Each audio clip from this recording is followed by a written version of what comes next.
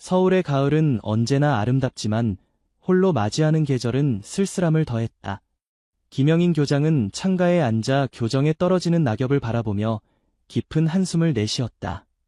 62년의 세월이 그녀의 얼굴에 새겨놓은 주름은 깊었지만 그 눈빛만은 여전히 강인했다. 30년 넘게 교직에 몸담으며 수많은 학생들을 가르쳤지만 정작 자신만의 가족은 이루지 못했다. 교육이 그녀의 전부였고 학교가 그녀의 집이었다. 교장 선생님, 신규 체육 교사가 오셨습니다. 비서의 목소리에 김영희는 생각에서 깨어났다. 그녀는 안경을 고쳤으며 등을 곧게 폈다. 들어오시라고 해요. 문이 열리고 한 남자가 들어왔다. 키가 크고 단단한 체격의 젊은 남자였다. 그의 얼굴에는 긴장감이 엿보였지만 또렷한 눈빛이 인상적이었다. 안녕하십니까, 교장 선생님. 새로 부임한 체육교사 조한입니다. 그의 목소리는 깊고 또렷했다. 김영희는 그를 주에 깊게 살폈다. 35세라고 했지만 운동으로 다져진 몸매와 건강한 피부 덕분에 더 젊어 보였다. 조한 선생님, 환영합니다.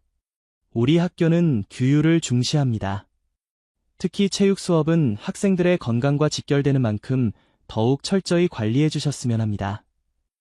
조한은 고개를 숙이며 대답했다. 네, 교장 선생님. 최선을 다하겠습니다. 김영희는 고개를 끄덕였다. 그럼 오늘부터 시작하세요. 수업 계획서는 내일까지 제출해 주시고요. 알겠습니다, 교장 선생님. 조한이 나간 후 김영희는 다시 창밖을 바라보았다. 새로운 교사의 부임은 그저 일상의 한 부분일 뿐이었다. 하지만 그녀는 왜인지 그의 눈빛이 마음에 남았다. 그 눈빛 속에서 그녀는 무언가 익숙한 감정을 읽었다. 그것은 외로움이었다.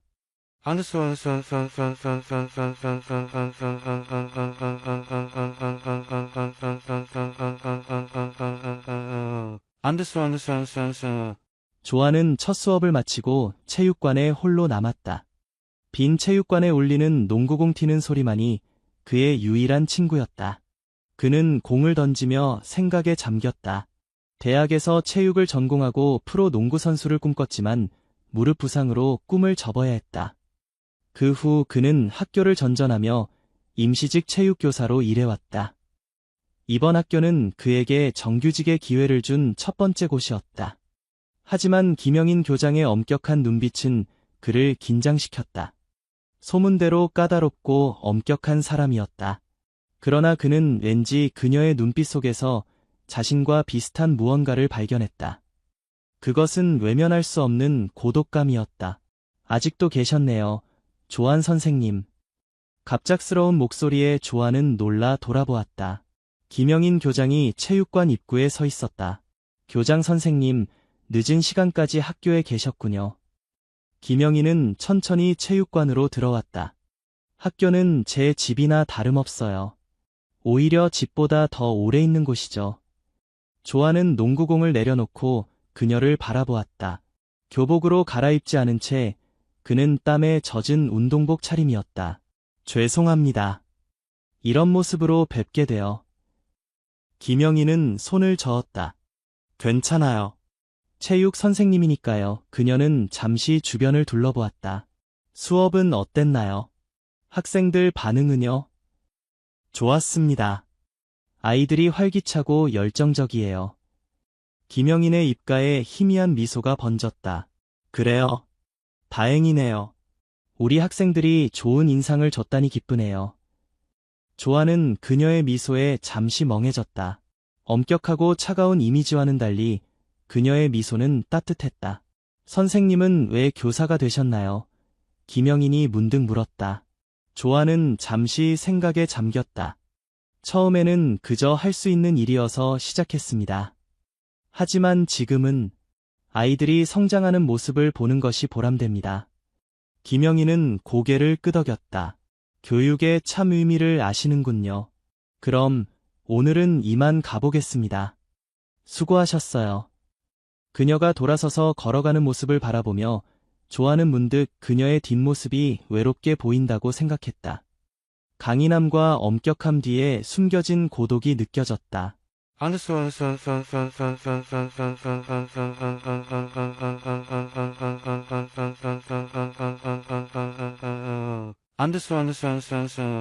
시간이 흐르며 학교는 겨울을 맞이했다. 조아는 점차 학교 생활에 적응해갔고 학생들 사이에서도 인기 있는 교사가 되었다. 그러나 교직원들 사이에서는 여전히 소원한 관계였다. 특히 김영인 교장과는 공식적인 대화 외에는 별다른 교류가 없었다. 그날은 유난히 추운 겨울날이었다. 눈이 내리기 시작하며 도로는 미끄러워졌고 학생들은 일찍 하교했다. 조아는 마지막 수업을 마치고 교무실로 향하던 중 복도에서 김영인 교장과 마주쳤다. 조안 선생님, 이렇게 늦게까지 계셨군요. 날이 많이 추운데 조심해서 가세요. 네, 교장 선생님도요. 오늘은 특히 눈이 많이 와서 길이 위험할 것 같습니다. 그 순간 학교의 불이 갑자기 꺼졌다. 순간적인 정전으로 복도는 어둠에 잠겼다. 아, 정전인가 봐요. 김영인이 말했다. 조아는 주머니에서 휴대폰을 꺼내 불빛을 켰다. 그 미약한 빛에 비춰진 김영인의 얼굴은 평소보다 더 나이 들어 보였지만 동시에 더 인간적으로 느껴졌다. 제 사무실로 가요. 거기 비상 랜턴이 있어요. 김영인이 제안했다. 그들은 어둠 속에서 조심스럽게 사무실로 향했다. 사무실에 도착한 김영인은 서랍에서 랜턴을 꺼내 켰다. 방 안이 희미한 불빛으로 밝아졌다. 앉으세요. 조안 선생님. 전기가 들어올 때까지 기다려야 할 것 같네요. 조안은 그녀 앞에 앉았다. 랜턴 불빛이 그들 사이에 놓여 두 사람의 얼굴을 희미하게 비추었다. 차라도 한 잔 드릴까요? 김영인이 물었다. 감사합니다. 하지만 전기가 없는데. 김영인은 미소 지었다. 전기가 필요 없는 차도 있답니다. 그녀는 서랍에서 작은 주전자와 찻잎을 꺼냈다. 이건 제가 항상 즐기는 보이차예요. 찬물에도 우러나는 차죠. 그녀는 물병에서 물을 따라 찻잎을 넣었다. 향긋한 차 향기가 방 안에 퍼졌다. 여기요. 그녀는 컵을 그에게 건넸다. 조아는 감사의 인사를 하며 차를 받았다. 첫 모금은 쓴맛이 강했지만 이내 깊은 향과 달콤함이 느껴졌다. 맛있네요. 처음 마셔보는 맛입니다. 김영인은 미소 지었다. 처음엔 누구나 쓰다고 하죠. 하지만 익숙해지면 그 깊은 맛을 알게 됩니다. 삶과 비슷하죠. 교장 선생님은 언제부터 교사 생활을 하셨나요? 조안이 문득 물었다. 김영인은 자신의 차를 한 모금 마시고 대답했다. 벌써 35년이 넘었네요. 대학을 졸업하자마자 교사가 되었으니까요. 35년이라 정말 대단하십니다. 저는 아직 이 길에 확신이 없어요. 김영인은 그를 물끄러미 바라보았다. 확신이요? 인생에 확신이란 건 없어요. 조안 선생님. 우리는 그저 매일매일 최선을 다할 뿐이죠. 교장 선생님은 후회 없으신가요? 교사로 살아오신 것이요. 김영인은 잠시 생각에 잠겼다. 후회. 그런 건 누구나 있겠죠. 하지만 지금 돌이켜보면 내가 할 수 있는 최선의 선택이었다고 생각해요. 그녀의 눈빛에 순간 슬픔이 스쳐 지나갔다. 조아는 그것을 놓치지 않았다. 가족은요? 결혼은 안 하셨나요? 김영인은 잠시 침묵했다. 그녀의 눈길이 책상 위 작은 화분으로 향했다. 그럴 기회가 없었어요.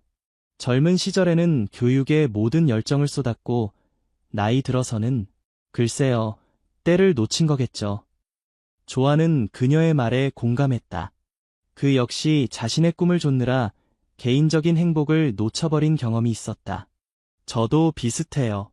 농구 선수가 되겠다는 꿈 하나로 모든 것을 걸었는데 부상으로 그 꿈이 산산조각 났을 때는 모든 게 무의미하게 느껴졌어요. 김영인은 그를 이해하는 눈빛으로 바라보았다. 꿈이 깨지는 건 정말 아픈 일이죠. 하지만 그 아픔이 우리를 성장시키기도 해요. 교장 선생님은 어떤 꿈이 있으셨나요? 어린 시절의 꿈이요. 김영인의 얼굴에 옅은 웃음이 번졌다. 작가가 되고 싶었어요. 책을 쓰고 내 이야기로 많은 사람들에게 영감을 주는 그런 작가요. 그 꿈을 포기하셨나요? 포기라기보다는 현실이라는 벽에 부딪힌 거겠죠. 부모님이 일찍 돌아가시고 동생들을 돌봐야 했어요. 안정적인 직업이 필요했고 교사는 그런 면에서는 좋은 선택이었죠. 그녀의 말에서 조아는 자신과 닮은 삶의 무게를 느꼈다. 두 사람 모두 자신의 꿈을 희생하고 현실에 적응해야 했던 사람들이었다. 갑자기 불이 들어왔다. 전기가 복구된 것이다. 방안이 밝아지자 두 사람은 자신들이 얼마나 가까이 앉아 대화를 나누고 있었는지 깨달았다.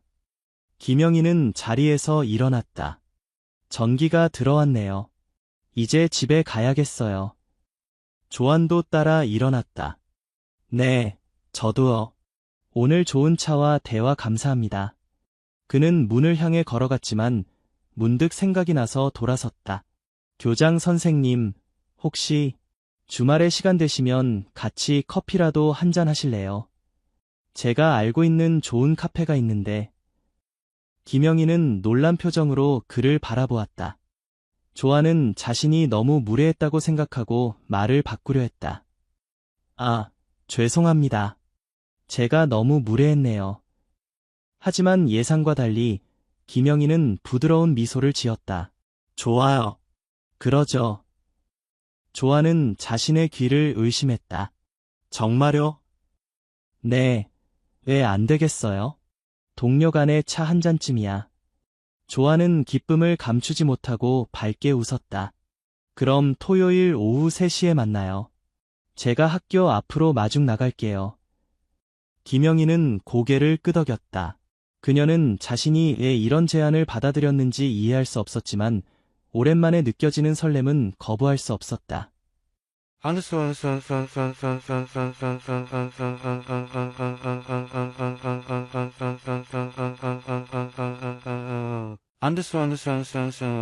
토요일이 되자 김영희는 아침부터 마음이 불안했다.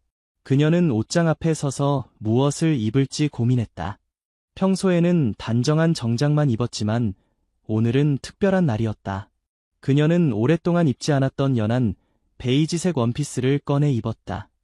거울 앞에 서서 자신의 모습을 비춰보니 마치 젊은 시절로 돌아간 듯한 느낌이 들었다. 내가 지금 뭐 하는 거지? 그녀는 자문했다. 하지만 그 답은 이미 알고 있었다. 그녀는 오랜만에 여자로서의 자신을 느끼고 있었다. 약속 시간보다 조금 일찍 그녀는 학교 정문 앞에 도착했다. 그리고 얼마 지나지 않아 조안이 나타났다. 그는 평소의 운동복이 아닌 단정한 셔츠와 청바지 차림이었다. 그의 손에는 작은 꽃다발이 들려 있었다. 기다리셨어요. 조안이 다가와 물었다. 그의 눈빛은 반짝였다. 아니요, 방금 왔어요. 김영희는 조금 쑥스러운 미소를 지었다. 조안은 꽃다발을 그녀에게 건넸다. 선생님을 위한 작은 선물이에요. 김영희는 놀라움을 감추지 못했다. 고맙습니다. 이런 건 처음이네요. 처음이라뇨? 누군가에게 꽃을 받는 건 정말 오랜만이에요. 조아는 그녀의 말에 가슴이 아려왔다. 그는 그녀의 외로움을 더 깊이 이해하기 시작했다. 그럼 앞으로 더 자주 선물해 드려야겠네요. 자, 이제 가볼까요? 그들은 조용한 카페로 향했다.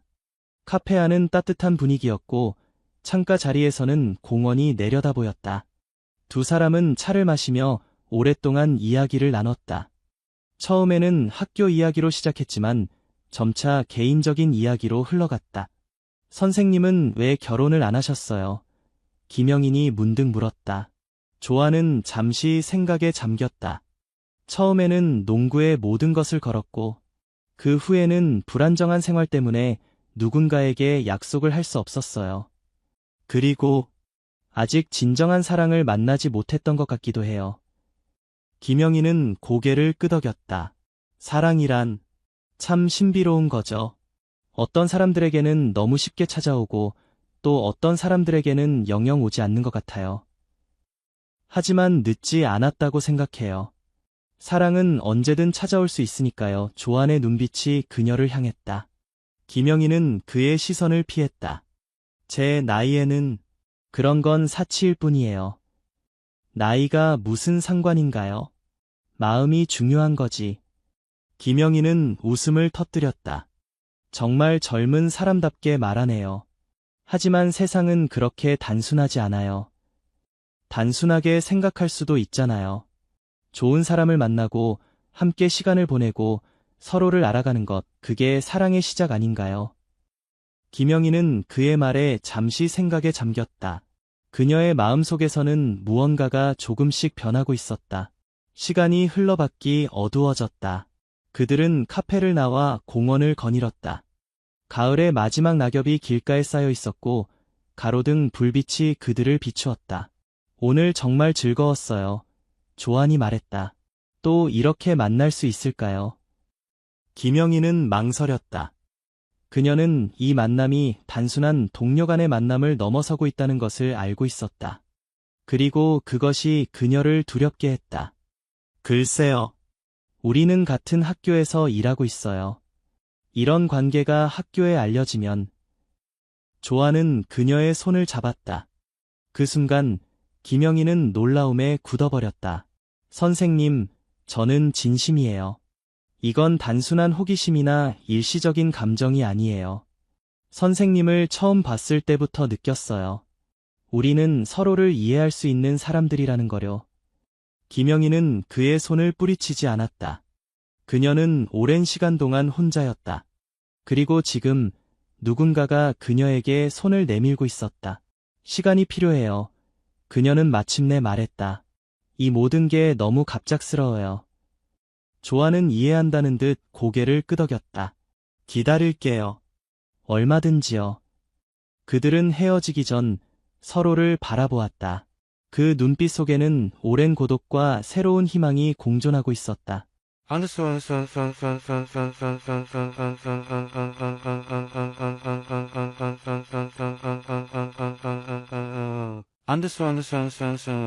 그 후로 김영인과 조안은 비밀스럽게 만남을 이어갔다. 학교에서는 여전히 교장과 교사로서의 관계를 유지했지만 방과 후나 주말에는 서로의 시간을 함께했다. 그들은 서로에게 위로가 되었고 오랫동안 닫혀있던 마음의 문을 열기 시작했다. 김영희는 조안에게 자신의 젊은 시절 이야기를 들려주었다. 어떻게 그녀가 작가의 꿈을 접고 교사가 되었는지, 어떻게 부모님을 잃고 동생들을 키웠는지, 그리고 어떻게 첫사랑이 그녀를 배신하고 떠났는지. 그녀의 이야기는 아픔으로 가득했지만 그 속에는 강인함도 있었다. 조안은 그녀의 이야기를 들으며 그녀를 더 깊이 이해하게 되었다. 그는 자신의 이야기도 들려주었다. 가난한 집안에서 태어나 농구로 인생을 바꾸고자 했던 열정, 부상으로 모든 것을 잃었을 때의 절망, 그리고 그 후 방황하던 시간들까지. 두 사람은 서로의 상처와 꿈을 나누며 더 가까워졌다. 그들의 관계는 단순한 연인을 넘어 서로의 영혼을 이해하는 동반자로 발전했다. 그러나 모든 비밀은 언젠가 드러나기 마련이다. 그들의 만남이 학교 내에서 소문이 되기 시작했다. 처음에는 작은 수군거림이었지만 점차 더 큰 소문으로 번져갔다. 들었어? 교장 선생님이 조안 선생님이랑 사귄대. 말도 안 돼. 나이 차이가 얼마나 나는데. 아무래도 교장 자리 때문에 그런 거 아닐까? 이런 소문들이 학교를 떠돌기 시작했다. 학생들 사이에서도, 교사들 사이에서도, 그리고 학부모들 사이에서도. 어느 날 김영희는 교무회의를 주재하고 있었다. 모든 교사들이 모인 자리에서 교감이 갑자기 질문을 던졌다. 교장 선생님, 한 가지 여쭤봐도 될까요? 최근에 학교에서 떠도는 소문이 있는데. 방 안이 순간 조용해졌다. 김영희는 교감을 바라보았다. 어떤 소문인가요? 교장 선생님과 조안 선생님의 관계에 대한 소문입니다. 많은 교사들과 학부모들이 걱정하고 있어요. 김영희는 잠시 침묵했다. 그녀는 회의실을 둘러보았다. 모든 교사들의 시선이 그녀에게 향해 있었다. 그 중에서도 조안의 눈빛이 그녀에게 힘을 주었다. 제 사생활에 대해 이 자리에서 이야기하는 것이 적절한지 모르겠네요. 김영인이 침착하게 말했다. 하지만 명확히 말씀드리자면 제 개인적인 관계가 학교 업무에 영향을 미친 적은 없습니다. 그리고 앞으로도 그럴 것입니다. 교감은 만족하지 못한 표정이었다. 하지만 교장 선생님, 이런 관계는 학교의 위신에 문제가 될 수 있습니다. 특히 나이 차이가 있는 관계는 학생들에게 좋지 않은 영향을 줄 수 있고요. 김영인의 얼굴이 굳어졌다. 평소의 차분함과 침착함이 사라지고 분노가 치밀어 올랐다. 교감 선생님, 제가 30년 넘게 이 학교에서 일하면서 단 한 번도 개인적인 감정을 업무에 개입시킨 적이 없습니다. 그리고 학생들에게 좋지 않은 영향이라고요? 두 성인이 서로 존중하고 배려하는 관계가 어떻게 나쁜 영향을 줄 수 있죠? 회의실은 더욱 조용해졌다. 김영인의 감정적인 반응은 모두를 놀라게 했다. 그녀는 항상 감정을 드러내지 않는 사람이었기 때문이다. 조안이 자리에서 일어났다. 제가 말씀드려도 될까요? 모든 시선이 그에게 향했다. 저는 김영인 교장 선생님을 진심으로 존경하고 사랑합니다. 우리의 관계는 누구도 해치지 않으며 오히려 서로에게 큰 힘이 되고 있습니다. 나이 차이가 있다는 이유만으로 우리 관계를 판단하는 것은 편견이라고 생각합니다. 교감은 불편한 표정으로 말했다. 그렇게 간단한 문제가 아닙니다. 이미 학부모들 사이에서도 소문이 퍼지고 있고 일부 학부모들은 항의하고 있습니다. 다른 교사 한 명이 입을 열었다. 저도 한 말씀 드려도 될까요? 저는 개인적으로 두 분의 관계가 어떤지 판단할 위치에 있지 않다고 생각합니다. 다만 우리 모두 성인으로서 서로의 선택을 존중해야 하지 않을까요? 몇몇 교사들이 동의하며 고개를 끄덕였다. 하지만 여전히 불편한 표정을 짓는 교사들도 있었다. 김영인은 깊은 숨을 들이쉬었다. 오늘 회의는 여기까지 하겠습니다. 다른 안건들은 다음 회의에서 논의하도록 하죠. 회의가 끝나고 모두가 나간 후 김영인은 창가에 서서 바깥을 바라보았다. 조안이 그녀에게 다가왔다. 괜찮으세요? 김영인은 고개를 저었다. 아니, 괜찮지 않아요. 이렇게 될 줄 알았어요. 내가 너무 순진했던 거죠. 조안은 그녀의 손을 잡았다. 우리는 아무런 잘못도 하지 않았어요. 단지 서로를 사랑하고 있을 뿐이에요. 하지만 세상은 그렇게 단순하지 않아요. 조안 씨, 사람들은 항상 판단하고 비난하고 수군거려요. 조안은 그녀를 바라보았다. 그녀의 눈에는 눈물이 맺혀 있었다. 그럼 우리가 헤어져야 한다고 생각하세요? 김영인은 잠시 침묵했다. 그녀의 마음 한편에서는 그래, 이제 그만두자라는 목소리가 들렸다. 하지만 다른 한편에서는 아니, 이제야 찾은 행복을 놓치지 마라는 목소리도 들렸다. 시간이 필요해요. 그녀는 마침내 말했다. 이 모든 상황을 정리할 시간이요. 조안은 이해한다는 듯 고개를 끄덕였다. 하지만 그의 눈빛에는 두려움이 있었다. 그는 그녀를 잃을까 봐 두려웠다.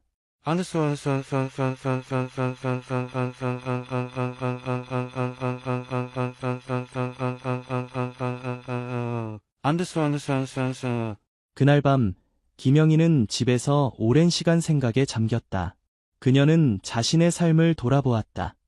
항상 규칙과 원칙에 따라 살아왔고 감정보다는 이성을 우선시했다. 그런 그녀가 이제 와서 모든 것을 뒤엎을 준비가 되어 있을까? 그러나 조안과 함께한 시간들이 떠올랐다. 그와 함께할 때 그녀는 오랜만에 진정한 행복을 느꼈다.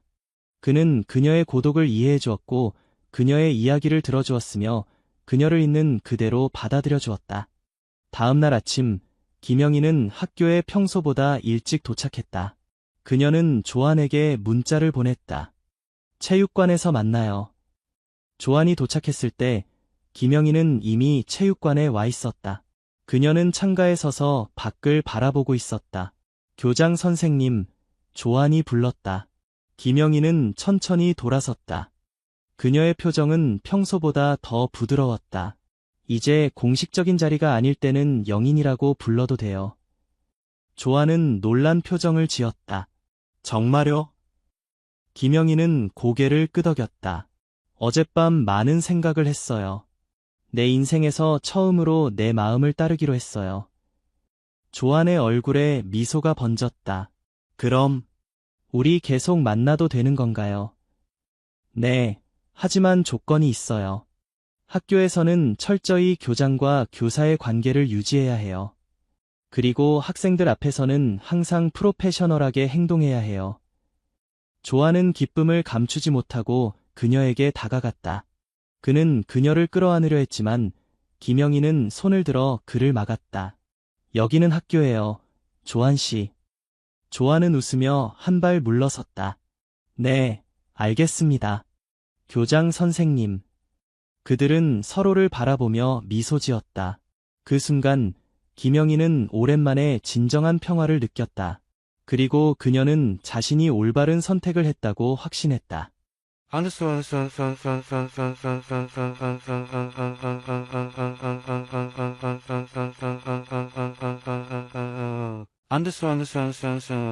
시간이 흘러 겨울이 끝나고 봄이 왔다.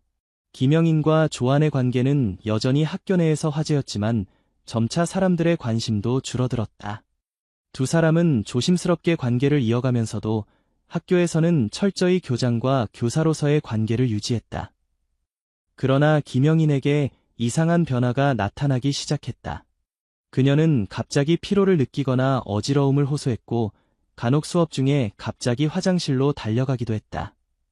처음에는 단순한 과로라고 생각했지만 증상이 계속되자 그녀는 불안해졌다. 어느 날 조아는 그녀의 사무실을 찾아갔다. 김영희는 창백한 얼굴로 앉아 있었다. 괜찮아요. 얼굴이 안 좋아 보여요. 조안이 걱정스럽게 물었다. 김영희는 미소를 지으려 했지만 그녀의 얼굴에는 불안함이 가득했다. 괜찮아요. 그냥 조금 피곤한 것 같아요. 병원에 가봐야 하지 않을까요? 요즘 계속 컨디션이 안 좋은 것 같은데. 김영희는 잠시 생각에 잠겼다. 그녀도 자신의 상태가 심상치 않다는 것을 알고 있었다. 그래요. 내일 병원에 가볼게요. 다음 날, 김영희는 혼자 병원을 찾았다. 그녀는 여러 검사를 받았고, 의사는 곧 결과를 알려주겠다고 했다.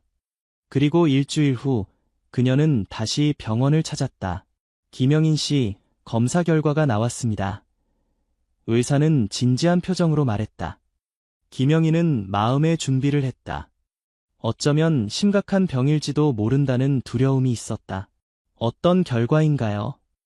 의사는 잠시 침묵하다가 말했다. 김영인 씨, 당신은 임신하셨습니다. 김영희는 그 자리에서 얼어붙었다. 뭐라고요? 그게 말이 됩니까? 제 나이가 62세라는 것은 알고 있습니다. 정말 매우 드문 경우입니다. 사실 이런 경우는 의학문헌에도 거의 보고된 적이 없어요. 하지만 검사 결과는 명확합니다. 당신은 임신 초기 상태입니다. 김영희는 숨을 깊게 들이마셨다. 그녀의 머릿속은 혼란스러웠다. 임신이라니, 그것도 이 나이에, 이게 가능한 건가요? 의사는 고개를 끄덕였다. 드문 경우지만 가능합니다. 폐경 후에도 아주 드물게 배란이 일어날 수 있거든요. 하지만 말씀드려야 할 것은 이런 고령 임신은 매우 위험할 수 있다는 점입니다. 당신과 아기 모두에게요. 김영희는 의사의 말을 더 이상 듣지 못했다. 그녀의 머릿속은 온통 혼란스러웠다. 임신, 아기, 이 나이에, 조안과의 아이. 병원을 나온 그녀는 공원 벤치에 앉아 오랫동안 생각에 잠겼다. 어떻게 해야 할지, 이 사실을 조안에게 어떻게 알려야 할지, 그리고 학교는 어떻게 해야 할지. 모든 것이 불확실했다. 하지만 한 가지 분명한 것은 있었다. 그녀는 이 아이를 갖고 싶었다. 60년이 넘는 세월 동안 그녀는 한 번도 모성을 경험해 본 적이 없었다. 그리고 이제 기적처럼 그녀에게 그 기회가 찾아온 것이다. 그날 저녁, 김영희는 조안에게 전화를 걸었다. 오늘 저녁에 시간 있어요? 중요한 이야기가 있어요. 조안은 그녀의 목소리에서 심각함을 느꼈다. 네, 물론이죠. 어디서 만날까요? 우리 집으로 와주세요. 김영인의 집, 조안은 그곳에 몇 번 가본 적이 있었지만 그녀가 집으로 초대한 것은 이번이 처음이었다. 그는 무슨 일이 있는지 걱정되었지만 곧바로 그녀의 집으로 향했다. 김영인의 집은 조용한 아파트 단지에 있었다. 그녀의 집은 단정하고 깔끔했지만 어딘가 외로워 보였다. 벽에는 그녀가 교장으로 임명된 날의 사진과 학생들과의 단체 사진이 걸려 있었다. 가족 사진은 없었다. 조안이 도착했을 때 김영희는 테이블에 차를 준비해 두고 있었다. 그녀는 평소보다 더 긴장해 보였다. 앉으세요, 조안 씨. 조안은 그녀 맞은편에 앉았다. 무슨 일이에요? 많이 걱정돼 보여요. 김영희는 잠시 침묵했다. 그녀는 어떻게 이 소식을 전해야 할지 고민했다. 오늘 병원에 다녀왔어요. 조안의 표정이 걱정스러워졌다. 무슨 일이 있나요? 많이 아픈가요? 김영희는 깊은 숨을 들이쉬었다. 아니요, 아픈 건 아니에요. 그보다는 더 복잡한 상황이에요. 그녀는 잠시 말을 멈추고 그를 바라보았다. 그의 눈빛에는 진심 어린 걱정이 담겨 있었다. 제가 임신했어요. 조안의 얼굴이 굳어졌다. 그는 자신이 제대로 들었는지 확신할 수 없었다. 뭐라고요? 임신했어요. 조안 씨, 우리 아이를 가졌어요. 조안은 한동안 말을 잊었다. 그는 그저 그녀를 바라볼 뿐이었다. 그게 어떻게 가능한가요? 김영희는 미소를 지었다. 의사도 그렇게 물었어요. 정말 드문 경우라고 하더군요. 하지만 사실이에요. 조안은 자리에서 일어나 그녀에게 다가갔다. 그는 그녀 앞에 무릎을 꿇고 그녀의 손을 잡았다. 정말이에요. 우리 아이를 가졌다고요. 김영희는 고개를 끄덕였다. 그녀의 눈에는 눈물이 맺혔다. 네, 그래요. 조안의 얼굴에 미소가 번졌다. 그는 그녀를 꼭 끌어안았다. 이건 기적이에요. 영인 씨, 정말 기적이에요. 김영희는 그의 품에 안겨 눈물을 흘렸다. 그녀는 조안이 어떤 반응을 보일지 두려웠지만 그의 순수한 기쁨에 안도감을 느꼈다. 하지만 의사는 위험할 수 있다고 했어요. 내 나이가 있어서. 조안은 그녀에게서 살짝 떨어져 그녀의 얼굴을 바라보았다. 걱정하지 마세요. 내가 항상 곁에 있을게요. 우리 함께 이겨낼 거예요. 그날 밤 그들은 오랫동안 이야기를 나눴다. 앞으로 어떻게 해야 할지, 이 사실을 언제 공개할지, 그리고 어떻게 아이를 키울지. 모든 것이 불확실했지만 한 가지 확실한 것은 그들이 함께 이 상황을 헤쳐나갈 것이라는 점이었다.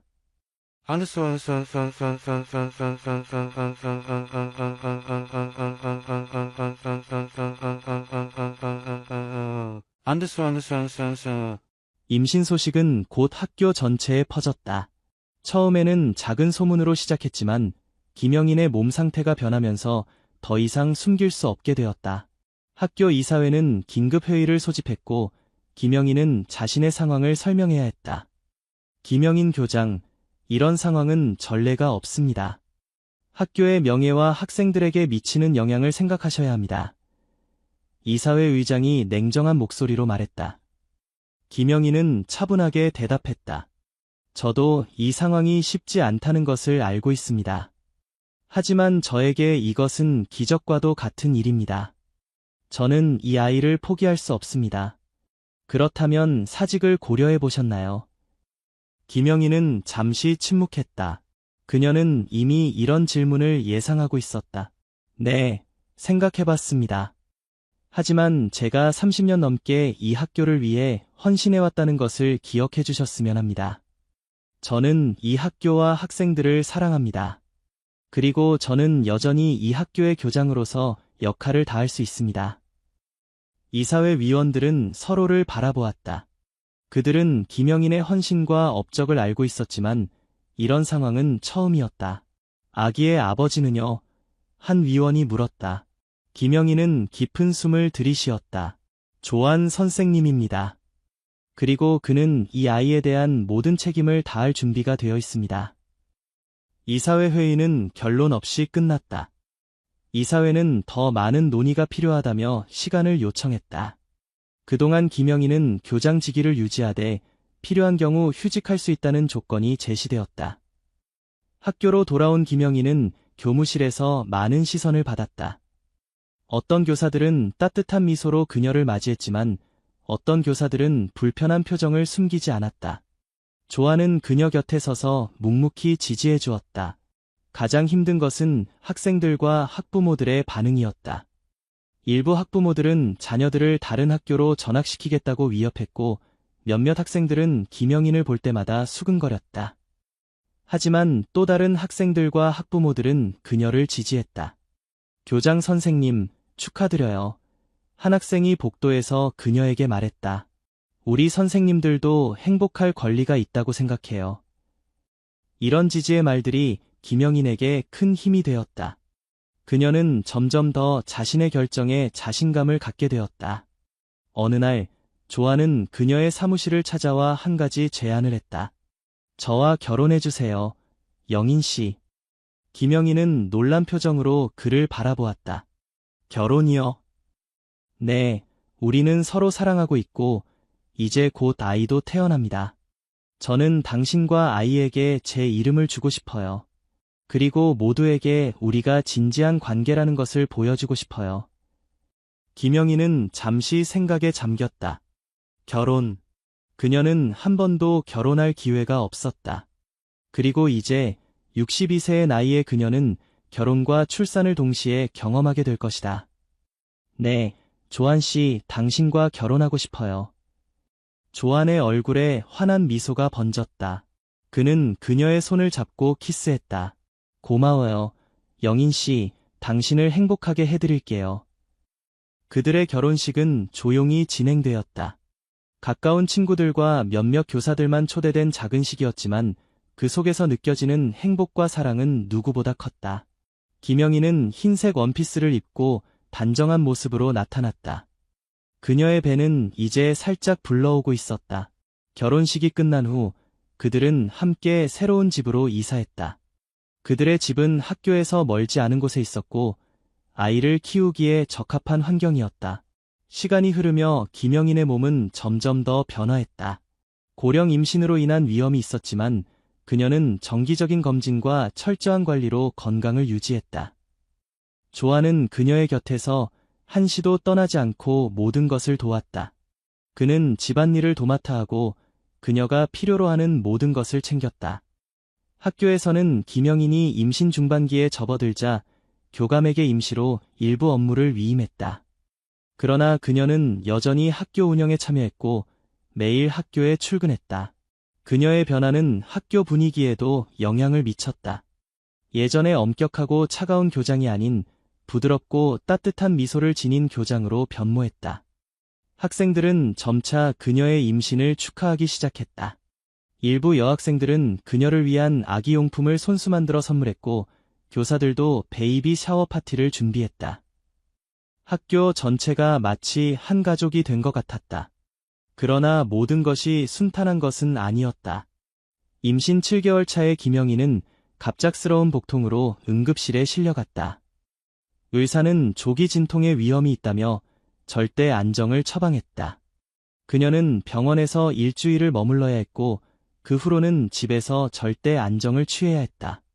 죄송해요, 조한 씨, 내가 이렇게 되어서. 병원 침대에 누워있는 김영인이 말했다. 조한은 그녀의 손을 꼭 잡았다. 무슨 말씀을 하세요? 당신은 아무 잘못이 없어요. 우리 아이는 강해요. 당신처럼요. 반드시 건강하게 태어날 거예요. 김영인은 눈물을 흘렸다. 그녀는 처음으로 자신이 정말 사랑받고 있다고 느꼈다. 그리고 그 사랑이 그녀에게 큰 힘이 되었다. 김영인이 병원에 입원한 동안 학교는 일시적으로 교감이 운영을 맡았다. 그리고 많은 학생들과 교사들이 그녀를 방문했다. 그들은 그녀에게 카드와 선물을 가져왔고 빠른 회복을 기원했다. 교장 선생님, 빨리 건강해지세요. 학교가 선생님을 기다리고 있어요. 한 학생이 손수 만든 카드를 건네며 말했다. 이런 따뜻한 마음들이 김영인에게 큰 위로가 되었다. 그녀는 자신이 학교에 소속감을 느끼고 있다는 것을 처음으로 깨달았다.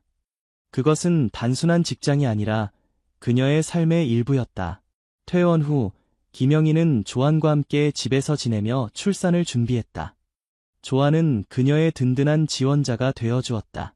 그는 학교에서 돌아오면 바로 집안일을 하고 김영인이 편안하게 쉴 수 있도록 모든 것을 챙겼다.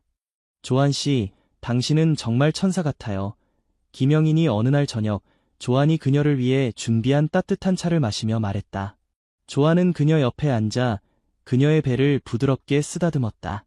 당신과 우리 아이는 내 인생에서 가장 소중한 존재예요. 당신들을 위해서라면 무엇이든 할 수 있어요. 김영인은 그의 손을 잡았다. 나이 차이 때문에 당신이 희생하는 것 같아 미안해요. 조안은 고개를 저었다. 희생이 아니에요.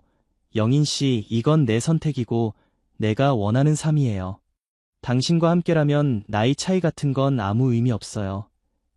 그들은 서로를 바라보며 미소 지었다. 그 순간 김영인은 배에서 강한 움직임을 느꼈다. 아, 아기가 움직여요. 그녀는 놀라며 말했다. 조안은 즉시 손을 그녀의 배에 올렸다. 그리고 그들은 함께 아기의 움직임을 느꼈다. 그 순간 그들은 진정한 가족이 되었다는 것을 실감했다. 임신 9개월 차, 김영인은 예정일보다 2주 일찍 진통을 느꼈다. 조안은 서둘러 그녀를 병원으로 데려갔다. 고령 임신이었기 때문에 의사들은 모든 준비를 철저히 했다. 괜찮아요. 영인 씨, 곧 우리 아이를 만날 수 있어요. 조안이 그녀의 손을 꼭 잡으며 말했다. 김영인은 불안한 표정으로 그를 바라보았다. 내가 잘할 수 있을까요? 이 나이에 엄마가 된다는 게. 당신은 최고의 엄마가 될 거예요. 당신이 학생들을 대하는 모습을 봐왔잖아요. 당신은 누구보다 따뜻하고 지혜로운 사람이에요.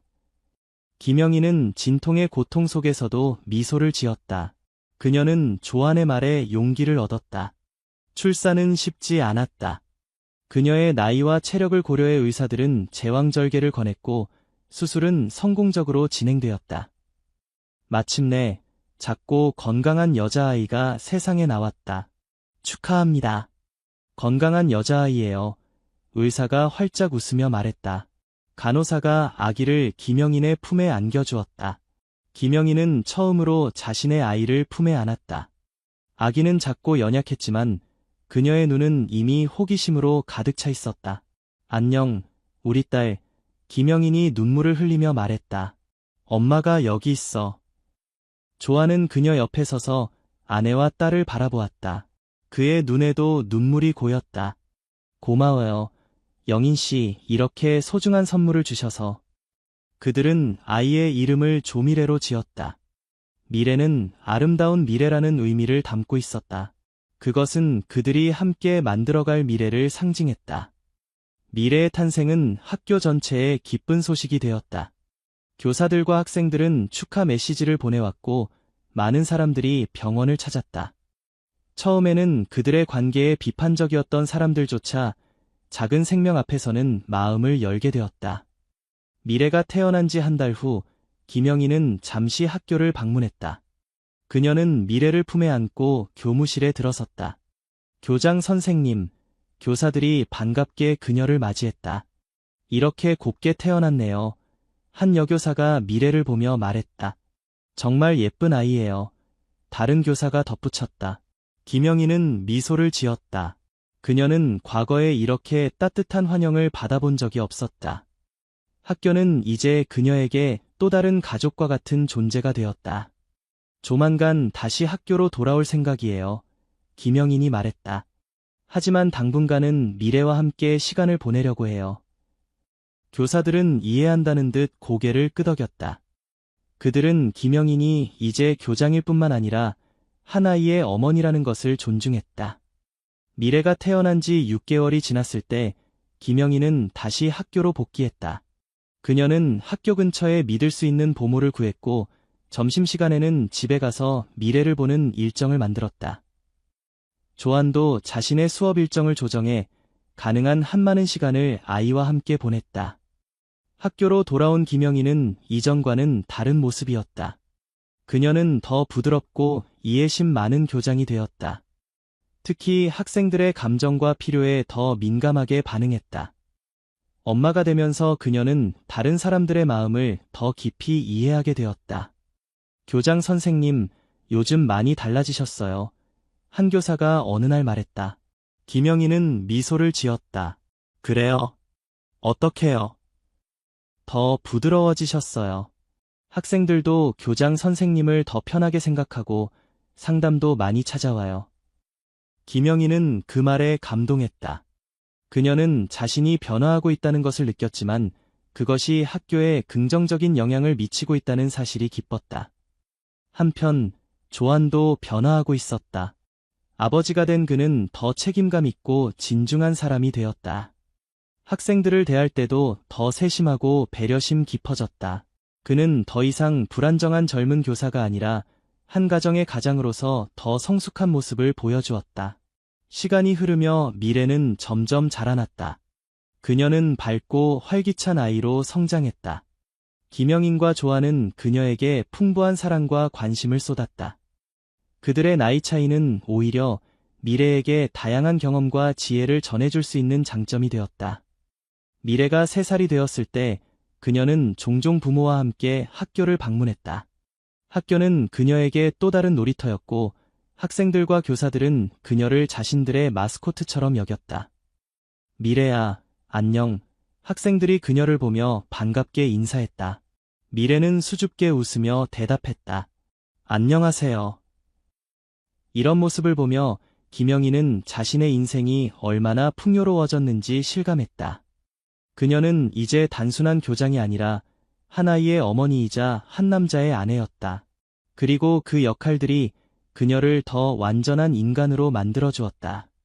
어느 날 저녁, 미래를 재운 후 김영인과 조안은 거실에 앉아 차를 마시며 대화를 나눴다. 가끔 꿈을 꾸는 것 같아요. 김영인이 말했다. 내가 정말 이렇게 행복한 삶을 살고 있는 건지 믿기지 않아요. 조안은 그녀의 손을 잡았다. 당신은 이 모든 행복을 받을 자격이 있어요. 영인 씨. 당신은 항상 다른 사람들을 위해 살아왔잖아요. 이제는 당신 자신의 행복을 누릴 차례예요. 김영희는 그를 바라보았다. 그의 눈빛에는 여전히 첫날과 같은 진실함과 사랑이 담겨 있었다. 당신을 만난 것은 내 인생 최고의 행운이에요. 조안 씨. 아니요, 제가 더 행운이죠. 당신과 미래는 제 삶의 전부예요. 그들은 서로를 바라보며 미소 지었다. 나이 차이, 사회적 편견, 그리고 수많은 어려움을 극복하고 그들은 진정한 사랑과 행복을 찾았다. 그리고 그 여정은 아직 끝나지 않았다. 그들 앞에는 미래라는 이름의 아이와 함께할 많은 날들이 기다리고 있었다. 학교에서 그들은 여전히 교장과 교사로 일했지만 그들의 관계는 이제 누구도 부정할 수 없는 현실이 되었다. 학생들은 그들을 보며 진정한 사랑과 헌신이 무엇인지 배웠고 교사들은 그들의 모습에서 삶의 용기와 가능성을 발견했다.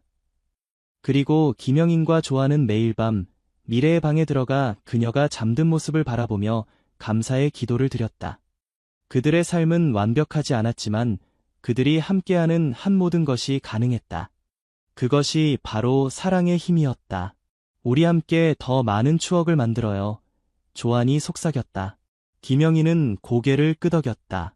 네, 우리 가족의 이야기는 이제 막 시작됐으니까요. 그들의 이야기는 계속 이어질 것이다. 나이와 지위, 사회적 편견을 뛰어넘어 두 영혼이 만나 하나가 되는 기적 같은 이야기.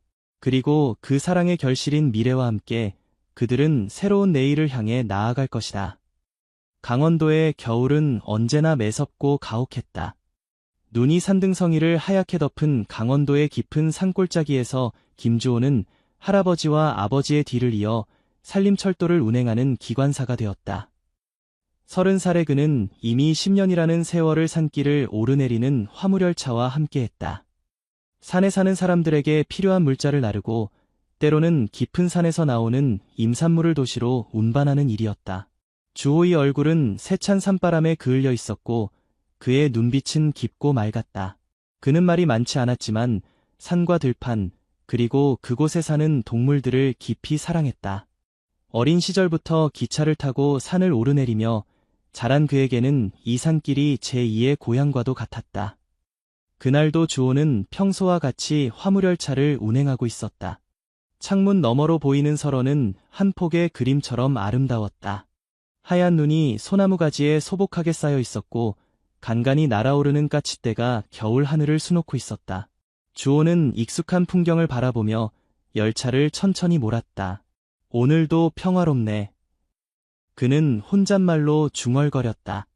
그러나 그 평화는 오래가지 않았다. 열차가 깊은 산 속의 한 커브길을 돌아서는 순간 주호의 눈에 이상한 광경이 들어왔다. 선로 위에 여러 마리의 늑대가 서 있었다. 보통의 경우라면 열차 소리에 놀라 도망가야 할 동물들이 선로 위에 꼼짝 않고 서 있었다.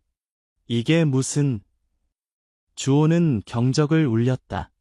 1번, 2번, 3번. 그러나 늑대들은 움직이지 않았다. 오히려 더 단단히 선로를 지키고 서 있는 것 같았다. 열차의 속도는 시속 70km. 충돌을 피하려면 지금 당장 긴급 제동을 걸어야 했다. 주호는 망설임 없이 비상 브레이크를 작동시켰다. 열차는 급격히 속도를 줄이며 끼익 하는 소리를 내며 미끄러져 갔다. 만약 이때 선로가 얼어 있었다면 큰 사고로 이어질 수도 있었다. 다행히 열차는 천천히 속도를 줄이며 완전히 멈췄다. 열차가 멈추자 주호는 재빨리 밖으로 나왔다. 그가 선로 앞에 가까이 다가갔을 때 그는 믿을 수 없는 광경을 목격했다. 늑대들은 여전히 선로 위에 서 있었지만 그들이 지키고 있는 것은 바로 사람이었다. 나이 지긋한 한 노인이 선로에 묶여 있었다. 이런, 저분이... 주호는 즉시 그 노인을 알아보았다. 그는 박민석 할아버지였다. 산림청에서 30년 넘게 근무하며 특히 산악지역의 생태계 보존에 평생을 바친 산림보호원이었다.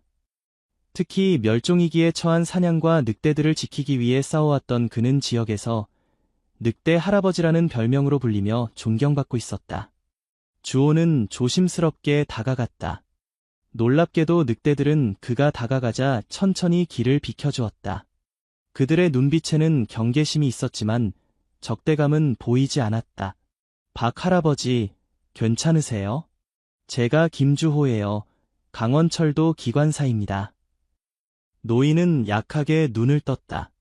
그의 얼굴은 멍들고 상처투성이었으며 입술은 추위로 파랗게 변해 있었다. 주호군, 고맙네. 주호는 재빨리 노인의 손목에 채워진 수갑을 확인했다. 누군가 의도적으로 박 할아버지를 선로에 묶어놓은 것이 분명했다. 주호는 열차에서 공구상자를 가져와 조심스럽게 노인을 풀어주었다. 누가 이런 짓을... 제가 지금 바로 구급차를 불러야겠습니다. 박 할아버지는 약하게 손을 들어 주호를 멈추게 했다. 잠깐, 이 친구들 보내야 해. 노인은 힘겹게 늑대들을 가리켰다. 늑대들은 여전히 주변에서 맴돌고 있었다. 주호는 그제서야 이들이 평범한 늑대가 아니라는 것을 깨달았다. 그들의 눈빛에는 단순한 야생동물이 가질 수 없는 지성이 담겨 있었다. 괜찮아요. 절 해치지 않을 거예요. 노인은 천천히 고개를 끄덕였다. 늑대들이 나를 지켜줬어. 주호는 급히 노인을 열차 안으로 데려갔다. 응급처치 상자를 꺼내 노인의 상처를 간단히 치료하고 담요로 그를 따뜻하게 감싼 후 무전을 통해 가장 가까운 역의 역장에게 상황을 알렸다. 구급차와 경찰이 도착할 때까지 그는 노인 곁을 지켰다. 무슨 일이 있었던 거예요, 박 할아버지? 노인은 천천히 눈을 떴다. 그의 목소리는 약했지만 또렷했다. 밀렵꾼들, 내가 그들의 함정을 신고했거든. 복수한 거야. 주호는 분노를 느꼈다. 박 할아버지는 강원도 산림에서 밀렵꾼들과의 싸움에서 늘 앞장서 왔다. 고라니, 사냥, 그리고 특히 늑대 같은 멸종위기 동물들을 보호하기 위해 그는 수십 년간 헌신했다. 그런데 늑대들은 어떻게? 노인은 미소 지었다. 그의 입가에 희미한 미소가 번졌다. 5년 전, 내가 함정에 걸린 어미 늑대와 새끼들을 구해줬어. 그때 가장 큰 녀석이 지금 저기 있는 그놈이야. 주호는 놀라움을 감출 수 없었다. 열차 밖으로 시선을 돌리자 한 마리의 큰 늑대가 여전히 선로 옆에 서서 그들을 지켜보고 있었다. 그들이 나를 기억했나 봐. 밀렵꾼들이 날 묶어놓고 떠난 후 이 친구들이 나타났어. 열차가 오자 그들은 선로 위에 서서 열차를 멈추게 했지. 노인의 눈에 눈물이 고였다. 인간보다 더 인간적인 녀석들이야. 주호는 깊은 감동을 느꼈다. 창밖으로 보이는 늑대들을 바라보며 그는 자연과 동물들에 대한 새로운 존경심을 품게 되었다. 구급차가 도착하고 박 할아버지는 병원으로 이송되었다. 경찰도 현장을 조사하기 시작했다. 그러나 늑대들은 이미 깊은 산속으로 사라진 후였다. 그날 이후 김주호의 삶은 조금씩 변하기 시작했다. 그는 매일 같은 구간을 운행하면서도 그 커브길에 다다를 때면 항상 속도를 줄이고 3번의 짧은 경적을 울렸다. 그것은 어디선가 지켜보고 있을지 모르는 늑대들에 대한 그만의 인사였다. 고마워, 친구들. 언젠가 또 만나자. 그리고 그 순간 깊은 숲속에서 늑대의 울음소리가 메아리쳐 오는 것 같았다.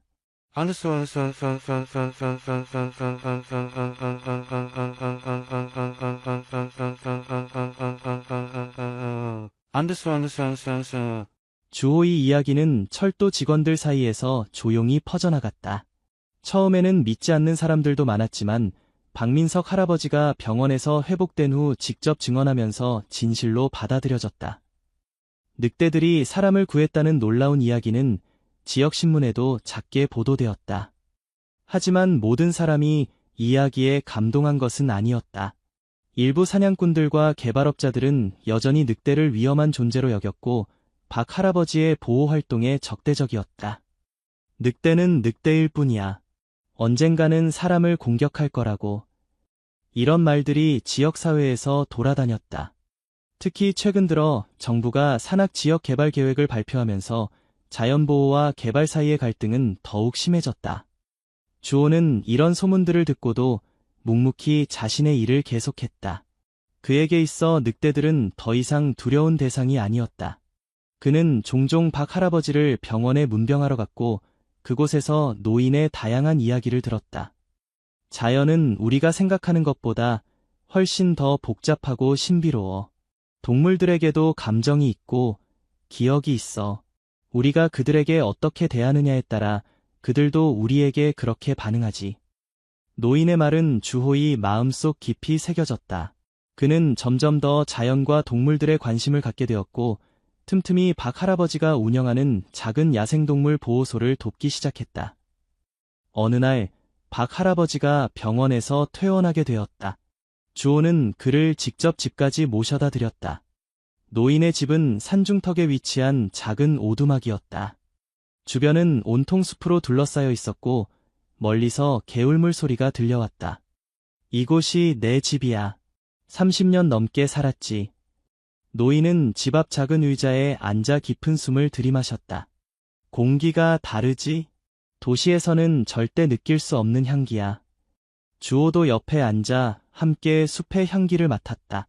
그것은 정말 특별했다. 흙과 나무, 이끼, 그리고 무언가 더 깊고 신비로운 것이 섞인 향기였다. 박 할아버지, 정말 여기서 혼자 사세요. 노인은 웃었다. 혼자라니, 내가 어떻게 혼자겠어? 주변에 수백 마리의 친구들이 있는데. 그의 말이 끝나기도 전에 마치 신호라도 받은 듯 작은 다람쥐 한 마리가 나무에서 내려와 노인의 무릎 위로 뛰어올랐다. 노인은 주머니에서 도토리 몇 개를 꺼내 다람쥐에게 건넸다. 이 친구는 동구라고 불러. 3년째 함께하고 있지. 주호는 놀라움을 감추지 못했다. 다람쥐는 노인의 손에서 도토리를 받아먹고는 곧다시 나무로 올라갔다. 동물들과 대화할 수 있으신 것 같아요. 노인은 고개를 저었다. 대화라기보다는 교감이라고 해야겠지. 마음이 통하면 말은 필요 없어. 주호는 그날 밤 노인의 집에서 하룻밤을 묵게 되었다. 작은 오두막 안은 의외로 아늑했다. 벽면에는 다양한 동물 사진들이 걸려 있었고 책장에는 자연과 생태계에 관한 책들이 빼곡히 꽂혀 있었다. 저녁 식사를 하며 노인은 자신의 인생 이야기를 들려주었다. 그는 원래 서울에서 평범한 직장인이었지만 40대 중반의 모든 것을 포기하고 이곳 강원도 산속으로 들어왔다고 했다. 내 인생의 전환점이었어. 어느 날 문득 이 모든 도시 생활이 무의미하게 느껴졌거든. 자연 속에서 진정한 평화를 찾고 싶었지. 노인은 처음에는 단순히 자연을 즐기기 위해 이곳에 왔지만 점차 산에서 일어나는 밀렵과 불법 벌목, 환경 파괴를 목격하면서 보호 활동에 뛰어들게 되었다고 했다. 특히 늑대들이 내 마음을 사로잡았어. 그들은 너무나 오해받고 있는 동물이거든. 사실 늑대는 매우 가족적이고 충성스러운 동물이야. 한번 맺은 유대는 평생을 간다고. 주호는 노인의 이야기에 깊이 빠져들었다. 그는 평소에도 산과 동물들을 좋아했지만 이렇게 깊은 차원에서 자연을 이해하는 사람은 만나본 적이 없었다. 그런데 할아버지, 정말 그날 늑대들이 할아버지를 구하러 온 거예요. 노인은 잠시 창밖을 바라보더니 고개를 끄덕였다. 나도 처음에는 믿기 어려웠어. 하지만 그들은 분명히 나를 인식했고 도움이 필요하다는 것을 알았지. 특히 그중 한 마리, 내가 강철이라고 부르는 늑대는 내 눈을 들여다보며 내가 살아있는지 확인했어. 강철이여. 그래, 그 녀석의 털빛이 강철같이 회색이거든. 내가 오래전에 덫에서 구해준 새끼 늑대 중 하나야. 이제는 무리의 리더가 되었지. 노인은 잠시 말을 멈추고 깊은 한숨을 내쉬었다. 사람들은 늑대를 무서워하고 미워해. 하지만 실제로 위험한 건 늑대가 아니라 사람이야. 그날 밤, 주호는 오랜만에 깊은 잠에 빠졌다. 창문 너머로 들려오는 밤의 소리들, 바람 소리, 부엉이 울음소리, 그리고 멀리서 들려오는 늑대의 하울링까지 모든 것이 그에게 평화로운 자장가처럼 느껴졌다.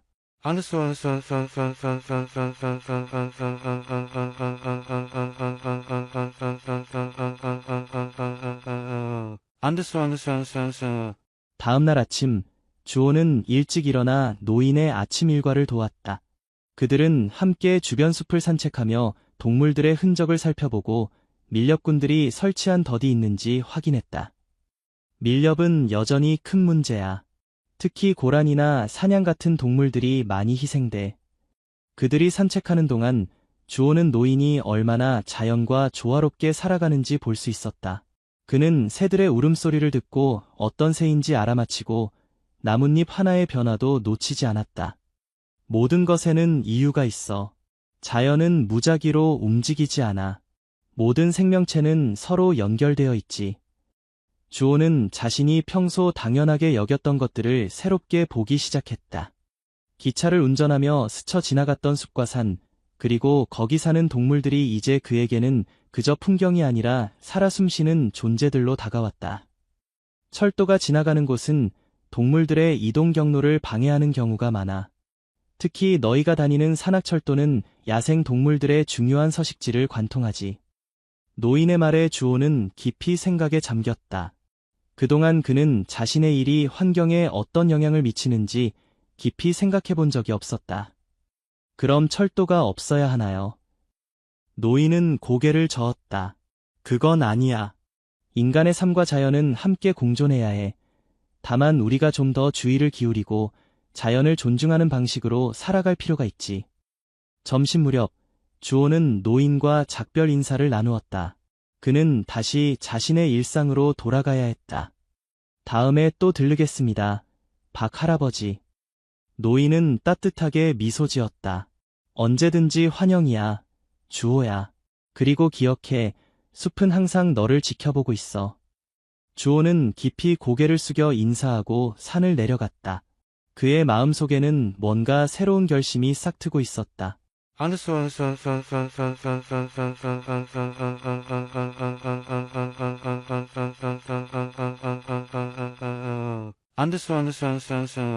몇 주가 지난 후 주호는 기차를 운행하던 중 무전을 통해 급한 연락을 받았다. 주호 씨, 듣고 있나? 급한 소식이야. 목소리는 강원철도 역장인 이상우의 것이었다. 네, 말씀하세요, 역장님. 자네가 전에 구한 그 산림보호원, 박민석 씨 있지? 그분이 또 위험에 처했다고 해. 밀렵꾼들이 그의 집을 습격했다는 신고가 들어왔어. 주호의 심장이 빠르게 뛰기 시작했다. 언제요? 지금이요? 방금 전이야. 경찰이 출동했지만 그 깊은 산속이라 도착하는데 시간이 걸릴 거야. 주호는 망설임 없이 결정을 내렸다. 역장님, 제가 가보겠습니다. 제 열차 위치가 박 할아버지 집과 가깝습니다. 알았네.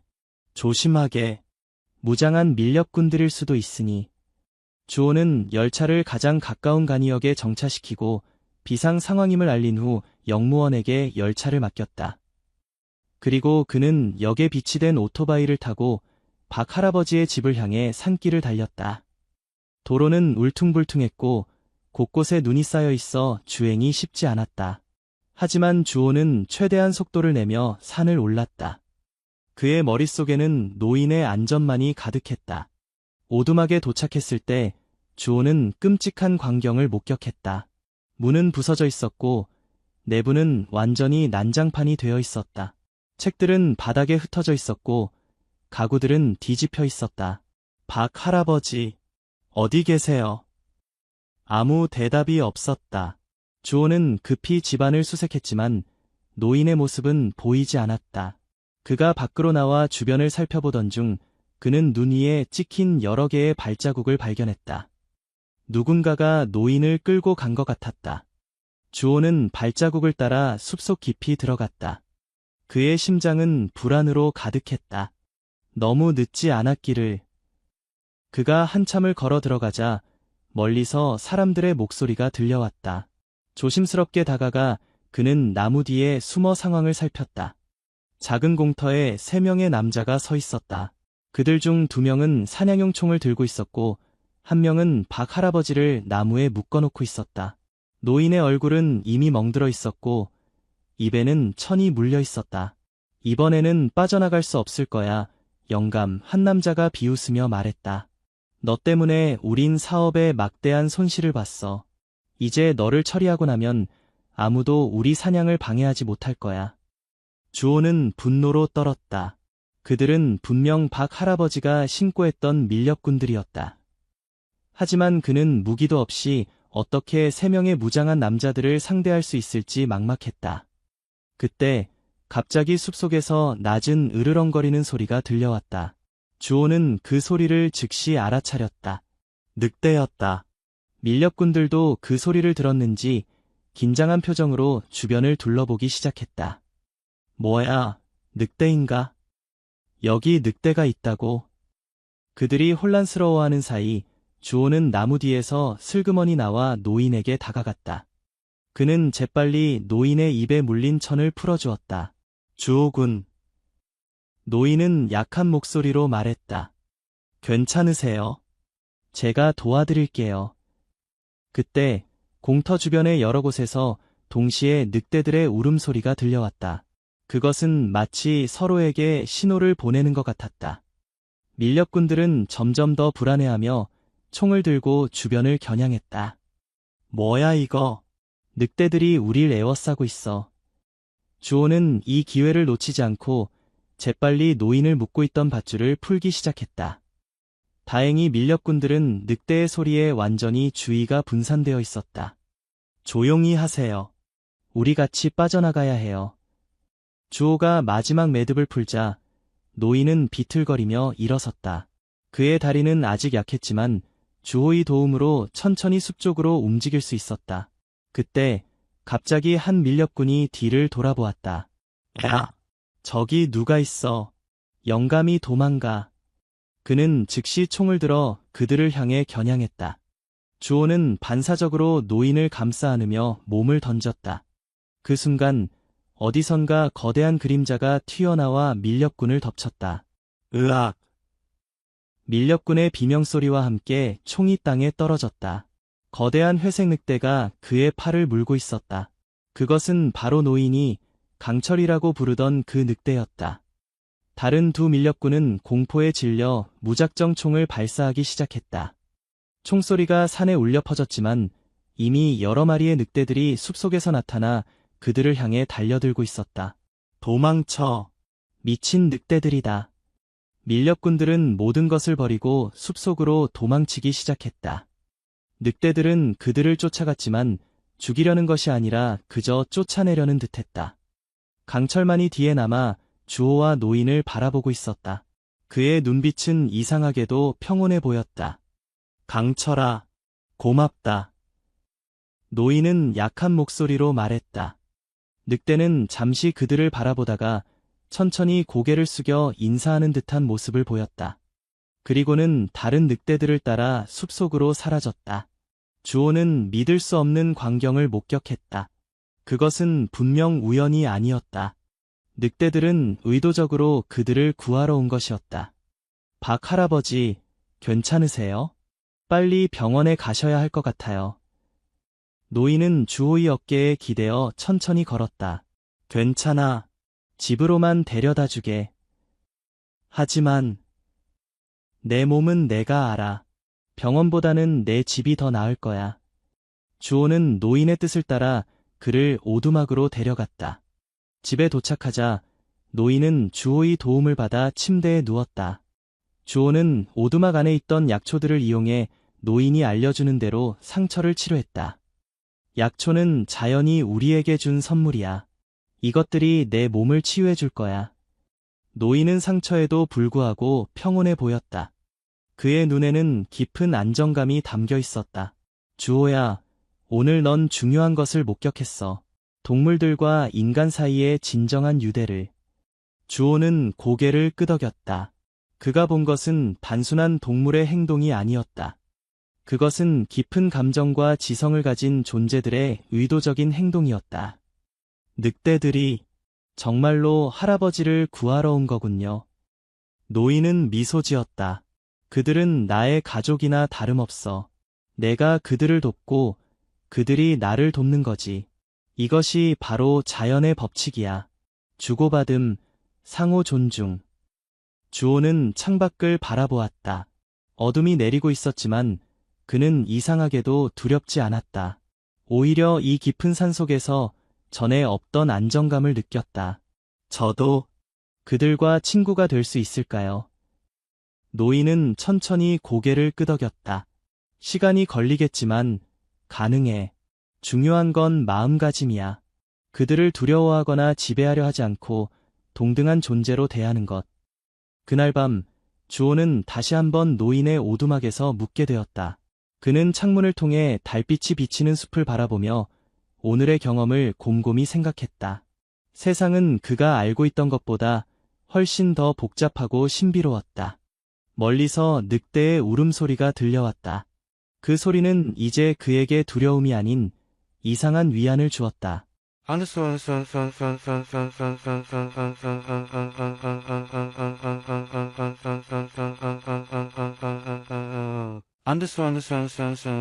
다음 날 아침 주호는 노인의 상태가 많이 호전된 것을 확인했다. 그의 활력은 놀랍도록 빨리 회복되고 있었다. 내 몸은 이런 일에 익숙해. 걱정 말게. 주호는 경찰에 연락하여 어제 있었던 일을 자세히 보고했다. 경찰은 밀렵꾼들을 추적하기 시작했지만 넓은 산악 지역에서 그들을 찾는 것은 쉬운 일이 아니었다. 밀렵꾼들이 곧 잡힐까요? 노인은 한숨을 쉬었다. 잡히더라도 또 다른 자들이 나타날 거야. 욕심은 끝이 없으니까. 주호는 그때 결심했다. 그는 단순히 열차를 운행하는 것을 넘어 이 산과 동물들을 지키는 일에 동참하고 싶었다. 박 할아버지, 제가 도울 수 있는 일이 있을까요? 저도 이 산을 지키는데 참여하고 싶습니다. 노인의 눈이 반짝였다. 정말 그러고 싶은가? 주호는 확신의 찬 목소리로 대답했다. 네, 진심입니다. 그렇게 주호는 철도 기관사로서의 일상을 유지하면서도 틈틈이 박 할아버지의 보호 활동을 돕기 시작했다. 그는 열차를 운행하며 발견한 밀렵의 흔적을 보고하고 때로는 직접 산에 올라 덫을 제거하거나 부상당한 동물들을 구조했다. 시간이 흐르면서 주호는 점차 숲과 동물들에 대한 이해를 넓혀갔다. 그는 박 할아버지에게서 많은 것을 배웠다. 식물의 이름과 쓰임새, 동물들의 습성, 그리고 자연의 순환에 대한 깊은 지식들을, 특히 주호는 늑대들에 대해 많은 것을 알게 되었다. 그들은 단순한 야생 동물이 아니라 복잡한 사회 구조와 감정을 지닌 고도로 발달된 존재였다. 그들은 가족을 소중히 여기고 서로를 보살피며 영역을 지키기 위해 협력했다. 늑대는 인간과 가장 비슷한 동물 중 하나야. 그래서 인간은 그들을 두려워하면서도 동경해왔지. 주호는 종종 박 할아버지와 함께 숲속 깊은 곳에 위치한 언덕에 올라가곤 했다. 그곳에서 그들은 망원경으로 멀리 떨어진 늑대들의 생활을 관찰했다. 강철의 무리는 약 12마리로 구성되어 있었고 그들은 협력하여 사냥하고 새끼들을 돌보았다. 저 무리는 이 지역에서 가장 강한 무리야. 강철은 훌륭한 리더지. 그는 무리를 지키면서도 불필요한 싸움은 피해. 주호는 그 모습을 보며 깊은 존경심을 느꼈다. 몇 개월이 지난 후 주호는 박 할아버지로부터 특별한 제안을 받았다. 주호야, 오늘 밤 특별한 일이 있을 거야. 너도 함께하지 않겠나? 무슨 일인데요? 노인은 신비로운 미소를 지었다. 늑대들과의 만남이야. 그날 밤 주호는 박 할아버지를 따라 깊은 숲속으로 들어갔다. 그들은 한참을 걸어 넓은 바위 평원에 도착했다. 달빛이 환하게 바위를 비추고 있었다. 여기서 기다리자. 그들은 바위 위에 조용히 앉아 기다렸다. 1시간쯤 지났을까 숲속에서 움직임이 느껴졌다. 천천히 한 마리 한 마리 늑대들이 모습을 드러냈다. 그들은 바위 평원 주변에 둥글게 모여 주호와 노인을 바라보았다. 움직이지 마, 그냥 그들을 느끼게. 주호는 숨을 죽이고 늑대들을 바라보았다. 강철이 맨 앞에 서 있었다. 그의 눈빛은 달빛 아래에서 특별한 광채를 띠고 있었다. 노인은 천천히 일어나 강철을 향해 몇 걸음 내디뎠다. 그리고 그는 무릎을 꿇고 고개를 숙였다. 강철도 천천히 다가와 노인 앞에 멈춰섰다. 그때 놀랍게도 강철은 노인의 손을 핥기 시작했다. 그것은 마치 오랜 친구를 만난 듯한 인사였다. 이리 와보렴, 주호야. 천천히. 주호는 떨리는 마음으로 일어나 조심스럽게 노인 곁으로 다가갔다. 강철은 처음에는 경계하는 듯했지만 곧 주호의 냄새를 맡기 시작했다. 그에게 내 손을 보여줘. 두려워하지 마. 주호는 천천히 손을 내밀었다.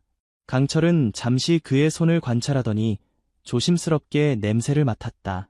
그리고 놀랍게도 강철은 주호의 손도 핥기 시작했다. 그가 너를 받아들였어. 그날 밤 주호는 평생 잊지 못할 경험을 했다. 그는 늑대들과 함께 달빛 아래에서 시간을 보냈다. 그들은 때로는 그를 경계하기도 했지만 대체로 그의 존재를 받아들이는 듯했다. 이건 특별한 선물이야, 주호야. 모든 사람이 이런 경험을 할 수 있는 건 아니야. 주호는 이 순간이 그의 인생의 중요한 전환점이 될 것임을 직감했다.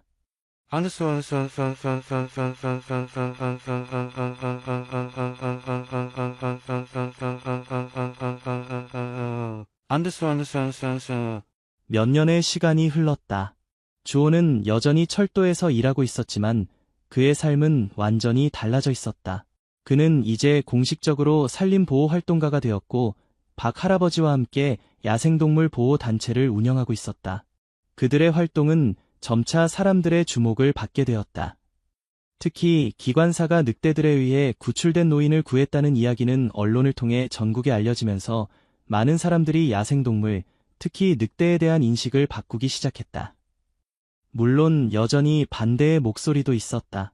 일부 지역 주민들과 사냥꾼들은 늑대를 위험한 존재로 여겼고 그들의 보호에 반대했다. 하지만 주호와 박 할아버지는 꾸준히 교육 활동을 펼치며 사람들의 인식을 바꾸기 위해 노력했다. 늑대는 결코 무분별하게 공격하지 않아요. 그들은 인간을 두려워하고 가능한 한 피하려고 합니다. 문제는 인간이 그들의 영역을 침범하고 그들의 먹이를 빼앗는 것이죠. 주호는 학교와 지역센터에서 강연을 하며 늑대와 다른 야생동물들에 대한 올바른 지식을 전파했다. 어느 날, 박 할아버지는 주호를 불러 중요한 이야기를 했다. 주호야, 나이가 들면서 느끼는 게 있어. 이제 내가 이 일을 계속하기에는 몸이 따라주지 않아. 주호는 걱정스러운 표정으로 노인을 바라보았다. 노인은 이제 75을 넘겼고 건강은 예전 같지 않았다. 할아버지, 무슨 말씀이세요? 아직 정정하시잖아요. 노인은 미소 지었다. 정정하지만 현실을 인정해야 해. 내가 없어진 후에도 이 일이 계속되길 바라는 마음이야. 주호는 노인의 손을 꼭 잡았다. 걱정 마세요. 제가 할아버지의 뜻을 이어가겠습니다. 노인은 안도의 표정을 지었다. 내가 있어 다행이야, 주호야. 넌 내가 만난 사람 중 가장 순수한 마음을 가진 사람이야. 늑대들도 그걸 알아차렸지. 그 후로도 그들은 계속해서 함께 일했다. 주호는 점점 더 많은 책임을 맡게 되었고 박 할아버지는 그를 믿고 많은 일을 맡겼다. 특히 주호는 철도 회사와 협력하여 야생동물 친화적 철도 프로젝트를 시작했다. 이 프로젝트는 열차가 야생동물의 이동 경로를 방해하지 않도록 다리나 터널을 설치하고 열차 운행 시간을 조정하는 등의 노력을 포함했다. 인간과 자연이 함께 살아가는 방법을 찾는 것이 중요합니다. 우리의 편의만을 위해 자연을 파괴하는 것이 아니라 서로 존중하며 공존하는 길을 찾아야 합니다. 주호의 이런 노력은 많은 사람들의 공감을 얻었고 다른 지역에서도 비슷한 프로젝트가 시작되었다. 그리고 늑대들, 특히 강철의 무리는 주호와 점점 더 친밀해졌다. 주호는 종종 그들의 영역을 방문했고 강철은 이제 그를 신뢰하는 듯했다. 때로는 주호가 혼자 숲을 걸을 때 강철이 멀리서 그를 따라오며 지켜주기도 했다. 그는 너를 무리의 일원으로 여기는 것 같아. 박 할아버지는 그런 모습을 보며 말했다. 주호는 그 말에 깊은 감동을 느꼈다. 야생 늑대에게 인정받는다는 것은 그에게 큰 영광이었다.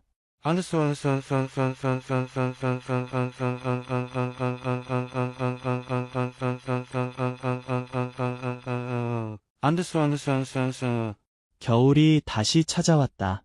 이번 겨울은 유독 혹독했다. 기온은 영하 20도 아래로 떨어졌고 눈은 쉬지 않고 내렸다. 주호는 여전히 열차를 운행하고 있었다.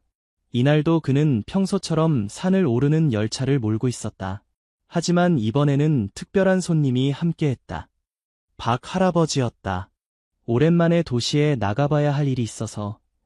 노인은 주호 옆에 앉아 창밖을 바라보고 있었다. 그의 눈빛은 여전히 맑았지만 주호는 노인의 건강이 좋지 않다는 것을 느낄 수 있었다. 그는 종종 기침을 했고 얼굴은 전보다 훨씬 창백해 보였다. 할아버지, 정말 괜찮으세요? 병원에 가보시는 게... 노인은 손을 저었다. 괜찮아. 이 정도는 아무것도 아니야. 열차는 천천히 산을 오르고 있었다. 창밖으로 보이는 경치는 환상적이었다. 하얀 눈이 온 세상을 덮고 있었고 나무들은 눈의 무게로 가지를 숙이고 있었다.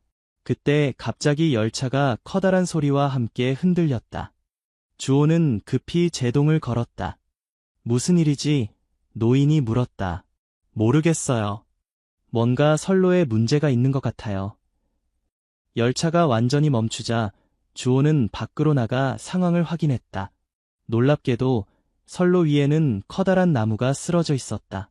눈의 무게를 이기지 못한 것이었다. 큰일이네요. 이걸 치우려면 시간이 걸릴 것 같아요. 주호는 무전으로 상황을 알리고 도움을 요청했다. 하지만 이런 날씨에 구조대가 도착하는 데는 시간이 걸릴 것이었다. 승객들에게 상황을 설명하고 열차 안에서 기다리도록 해야겠어요. 그들이 열차로 돌아가려는 순간 갑자기 숲에서 이상한 소리가 들려왔다. 그것은 분명 늑대의 울음소리였다. 하지만 평소와는 달랐다. 그 소리에는 절박함이 담겨 있었다. 저건 노인이 걱정스러운 표정으로 말했다. 강철이에요. 주호가 물었다. 그런 것 같아. 뭔가 문제가 있는 게 틀림없어. 그들은 소리가 나는 방향을 바라보았다. 숲속에서 한 마리의 늑대가 나타났다. 그것은 확실히 강철이었다. 그는 그들을 보자마자 다시 숲으로 들어갔다가 돌아와 그들을 바라보았다. 그가 우리를 부르고 있어. 노인이 말했다. 따라가야 할까요? 노인은 망설임 없이 고개를 끄덕였다. 그래, 뭔가 중요한 일이 있는 게 분명해. 주호는 열차의 승무원에게 자신이 상황을 확인하고 오겠다고 말한 뒤 노인과 함께 강철을 따라 숲속으로 들어갔다. 눈이 깊게 쌓여 있어 걷기가 쉽지 않았지만 그들은 최대한 빨리 움직였다. 강철은 종종 뒤를 돌아보며 그들이 따라오고 있는지 확인했다. 그들이 한참을 걸어 산중턱에 도착했을 때 그들은 충격적인 광경을 목격했다. 강철에 무리가 모여 있었는데 그 중앙에는 두 마리의 늑대가 함정에 걸려 있었다.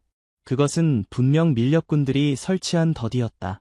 두 늑대는 피를 흘리고 있었고 필사적으로 빠져나오려고 발버둥치고 있었다. 이런 노인이 한숨을 내쉬었다. 도와드릴게요, 할아버지. 주호는 즉시 덫으로 다가갔다. 다른 늑대들은 처음에는 경계했지만 강철이 그들을 진정시키는 듯한 소리를 내자 물러났다. 덫에 걸린 늑대 중 하나는 강철의 짝인 듯했다. 다른 하나는 아직 어린 늑대였다. 주호는 조심스럽게 덫을 풀기 시작했다. 그것은 쉽지 않은 일이었다. 덫은 단단히 잠겨 있었고 날카로운 이빨이 늑대들의 다리를 깊이 파고들어 있었다. 조심해, 주호야. 이 덫은 아주 위험해. 박 할아버지도 다가와 도움을 주었다. 그는 주머니에서 작은 공구를 꺼내 덫의 메커니즘을 살펴보았다. 이건 특수하게 제작된 덫이야. 풀기가 쉽지 않을 거야. 그들은 함께 노력했다. 추위와 눈 속에서 손가락이 얼어붙는 것 같았지만 그들은 포기하지 않았다. 마침내 그들은 첫 번째 덫을 풀 수 있었다. 어린 늑대는 즉시 일어서려고 했지만 다리의 상처 때문에 비틀거렸다. 천천히, 친구야, 주호가 말했다. 너무 무리하지 마. 두 번째 덫도 곧 풀렸다. 강철의 짝은 더 심각한 부상을 입은 것 같았다. 그녀는 일어서지 못하고 바닥에 누워 있었다. 이 상처는 심각해. 치료가 필요해. 노인이 걱정스럽게 말했다. 주호는 망설임 없이 자신의 겉옷을 벗어 늑대를 감쌌다. 열차로 데려가요. 거기에 응급처치 키트가 있어요. 노인은 놀란 표정으로 주호를 바라보았다. 야생 늑대를 열차에 데려간다고? 주호는 단호하게 고개를 끄덕였다. 그들이 우리를 도왔을 때처럼 이제 우리가 그들을 도울 차례예요. 주호는 조심스럽게 다친 늑대를 들어 올렸다. 그녀는 처음에는 저항했지만 곧 체념한 듯 조용히 그의 품에 안겼다. 할아버지, 어린 녀석도 부탁드려요. 노인은 잠시 망설이다가 어린 늑대를 안아들었다. 늑대는 겁에 질린 듯했지만 노인의 익숙한 냄새를 맡고는 조금 진정되는 것 같았다. 그들이 늑대들을 안고 열차를 향해 걸어가기 시작하자 강철이 그들을 따라왔다. 그의 눈에는 걱정과 감사의 감정이 뒤섞여 있었다. 열차에 도착하자 승객들은 놀란 표정으로 그들을 바라보았다. 다친 늑대를 안고 오는 모습은 분명 일상적인 광경이 아니었다. 무슨 일이세요? 열차 승무원이 걱정스러운 얼굴로 물었다. 도움이 필요한 생명체들이에요. 주호가 단호하게 대답했다. 응급처치 키트를 가져와 주세요. 승무원은 잠시 망설이다가 주호의 결연한 표정을 보고 고개를 끄덕였다. 그는 재빨리 응급처치 키트를 가져왔다. 주호와 노인은 다친 늑대들을 열차의 한 구석에 조심스럽게 눕혔다. 그들은 함께 늑대들의 상처를 닦고 소독하고 붕대로 감쌌다. 늑대들은 때때로 통증에 낮게 으르렁거렸지만 대체로 치료를 받아들였다. 다행히 뼈는 다치지 않은 것 같아요. 주호가 말했다. 하지만 상처가 깊어서 감염될 위험이 있어요. 노인은 주머니에서 작은 병을 꺼냈다. 그 안에는 진한 초록색 액체가 들어있었다. 이건 내가 직접 만든 약초 연고야. 상처 치유와 감염 방지에 도움이 될 거야. 그들은 연고를 늑대들의 상처에 조심스럽게 바르고 다시 깨끗한 붕대로 감쌌다. 모든 과정이 끝나자 두 늑대는 지친 듯 눈을 감았다. 그동안 강철은 열차문 앞에서 기다리고 있었다. 그는 들어오지는 않았지만 계속해서 안을 들여다보며 상황을 살폈다. 그는 가족을 걱정하고 있어. 노인이 말했다. 주호는 밖으로 나가 강철에게 다가갔다. 그는 조심스럽게 무릎을 꿇고 강철의 눈높이에 맞춰 이야기했다. 걱정하지 마. 그들은 회복될 거야. 우리가 잘 돌볼게. 강철은 마치 이해한 듯 천천히 고개를 끄덕였다. 그리고 그는 주호의 손을 핥았다. 그것은 감사의 표시였다. 당신과 이 늑대는 정말 특별한 관계인 것 같네요. 한 승객이 놀란 표정으로 말했다. 주호는 미소 지었다. 우리는 서로를 이해하고 존중하는 사이예요. 이 늑대들은 단순한 야생 동물이 아니에요. 그들은 감정을 가진 지능적인 존재들이죠. 다른 승객들도 점차 다가와 상황을 지켜보기 시작했다. 처음에는 두려워했지만 곧 호기심과 동정심을 보였다. 밀렵꾼들이 설치한 덫이었군요. 주호가 설명했다. 이 늑대들은 우리와 마찬가지로 가족을 사랑하고 서로를 보살피는 존재들이에요. 하지만 많은 사람들이 그들을 오해하고 두려워합니다.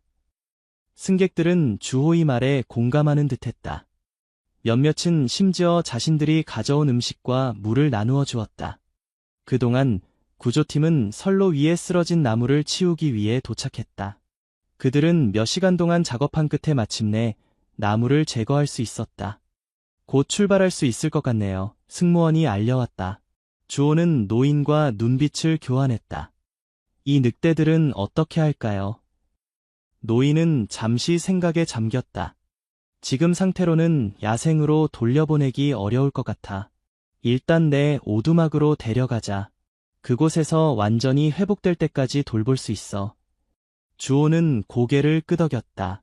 그것이 최선의 방법이었다.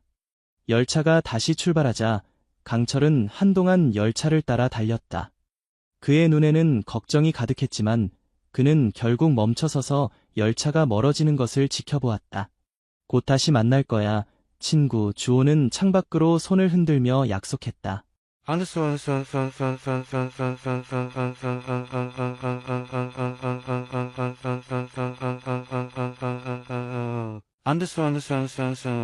몇 시간 후 열차는 다음 역에 도착했다. 주호와 노인은 조심스럽게 다친 늑대들을 데리고 열차에서 내렸다. 그들은 역장에게 상황을 설명하고 노인의 오두막으로 돌아갈 수 있는 교통수단을 요청했다. 다행히 역에는 작은 트럭이 있었고 역장은 기꺼이 그것을 빌려주었다. 정말 특별한 일을 하고 계시네요. 역장이 경외심을 담아 말했다. 트럭을 타고 산길을 오르는 동안 주호는 노인의 건강이 걱정되었다. 노인은 종종 기침을 했고 얼굴은 창백했다. 정말 괜찮으세요, 할아버지? 무리하시는 것 아니에요. 노인은 미소 지었다. 걱정 마, 내가 이런 일을 위해 살아온 거야. 오두막에 도착한 후 그들은 다친 늑대들을 안으로 데려와 따뜻한 곳에 눕혔다. 노인은 약초를 더 많이 가져와 약을 만들기 시작했다. 이 약은 상처 치유에 놀라운 효과가 있어. 내가 오래전부터 사용해온 비법이지. 주호는 노인의 손길을 지켜보며 많은 것을 배웠다. 노인은 각 약초의 이름과 효능, 사용법을 자세히 설명해 주었다. 지구상의 모든 것이 우리를 치유할 힘을 가지고 있어. 우리는 그저 그것을 찾아내고 존중하는 법을 배우면 돼. 며칠이 지나자 늑대들은 점차 회복의 기미를 보이기 시작했다. 어린 늑대는 특히 빠르게 나아지고 있었다. 그는 이제 조금씩 걸을 수 있었고 음식도 스스로 먹을 수 있었다. 강철의 짝은 회복이 더 더뎠지만 그녀도 조금씩 나아지고 있었다. 그녀의 상처는 깊었지만 감염의 징후는 보이지 않았다. 그들이 늑대들을 돌보는 동안 강철은 매일 오두막 주변을 맴돌았다. 그는 창문을 통해 안을 들여다보곤 했다. 주호는 종종 밖으로 나가 그에게 상황을 알려주었다. 걱정 마, 그들은 나아지고 있어. 곧 다시 함께 할 수 있을 거야.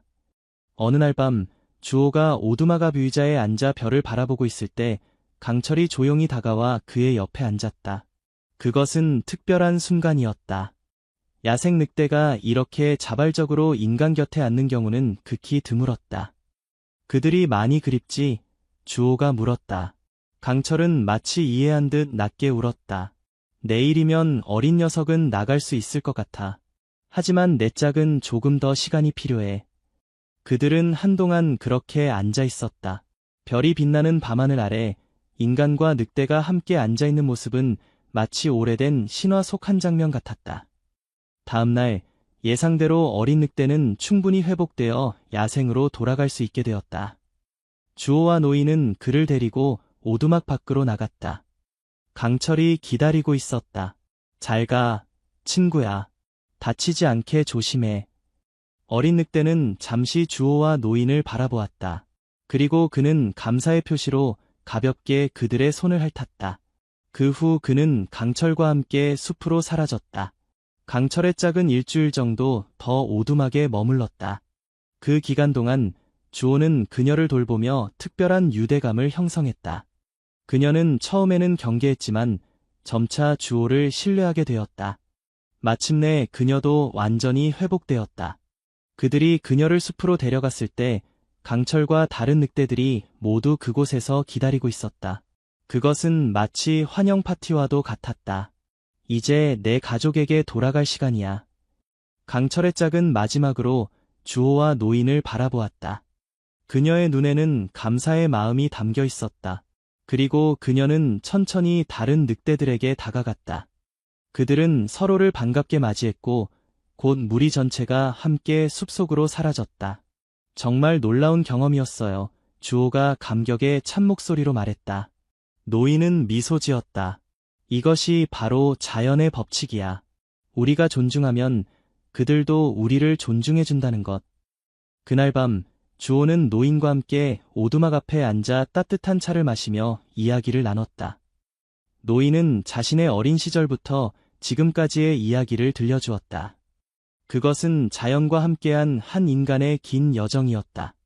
내가 처음 이 산에 왔을 때 나는 아무것도 몰랐어. 도시에서 온 철없는 젊은이였지. 하지만 산이 나를 가르쳤고 동물들이 나를 받아들였어. 주호는 노인의 이야기에 깊이 감동받았다. 그는 자신도 이제 비슷한 길을 걷고 있다는 것을 느꼈다. 할아버지, 저도 이 일을 계속하고 싶어요. 자연과 동물들을 지키는 일을요. 노인은 따뜻한 눈빛으로 주호를 바라보았다. 넌 이미 그 길에 들어서 있어, 주호야. 그리고 넌 나보다 더 멀리 갈 수 있을 거야. 그 말에 주호는 깊은 감동을 받았다.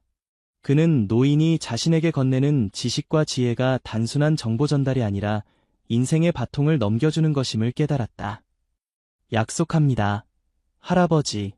제가 할아버지의 뜻을 이어 이 산과 동물들을 지키겠습니다. 노인은 만족스러운 표정으로 고개를 끄덕였다. 내가 늘 기도해온 것이 바로 그거였어.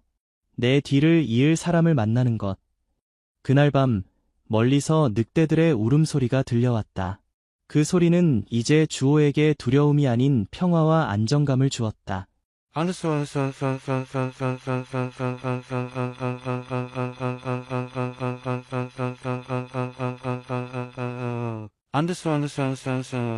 계절이 바뀌고 봄이 찾아왔다. 눈이 녹고 새싹이 돋아나기 시작했다. 산은 점차 녹색으로 물들어갔다. 주호는 여전히 철도에서 일하고 있었지만 이제 그는 매주 말마다 박 할아버지의 오두막을 찾아 함께 시간을 보냈다. 그들은 함께 산을 돌아다니며 동물들을 관찰하고 밀렵꾼들의 덫을 제거하고 부상당한 동물들을 치료했다. 특히 주호는 강철의 무리와 더욱 가까워졌다. 그들은 이제 주호가 오는 것을 알아차리고 종종 그를 맞이하러 나오곤 했다. 강철의 짝은 특히 주호에게 감사하는 듯했다. 그녀는 종종 주호 곁에 앉아 그가 산을 탐험하는 동안 함께했다. 어느 날 주호는 노인이 갑자기 쓰러지는 것을 목격했다. 그는 급히 노인을 부축해 오두막으로 데려갔다. 할아버지, 괜찮으세요? 병원에 가야 할 것 같아요. 노인은 약하게 고개를 저었다. 병원은 필요 없어. 내 시간이 얼마 남지 않았다는 걸 알고 있어. 주호는 충격을 받았다. 무슨 말씀이세요? 그런 말씀 하지 마세요. 노인은 미소 지었다. 두려워하지 마, 주호야. 이것은 자연의 순환이야.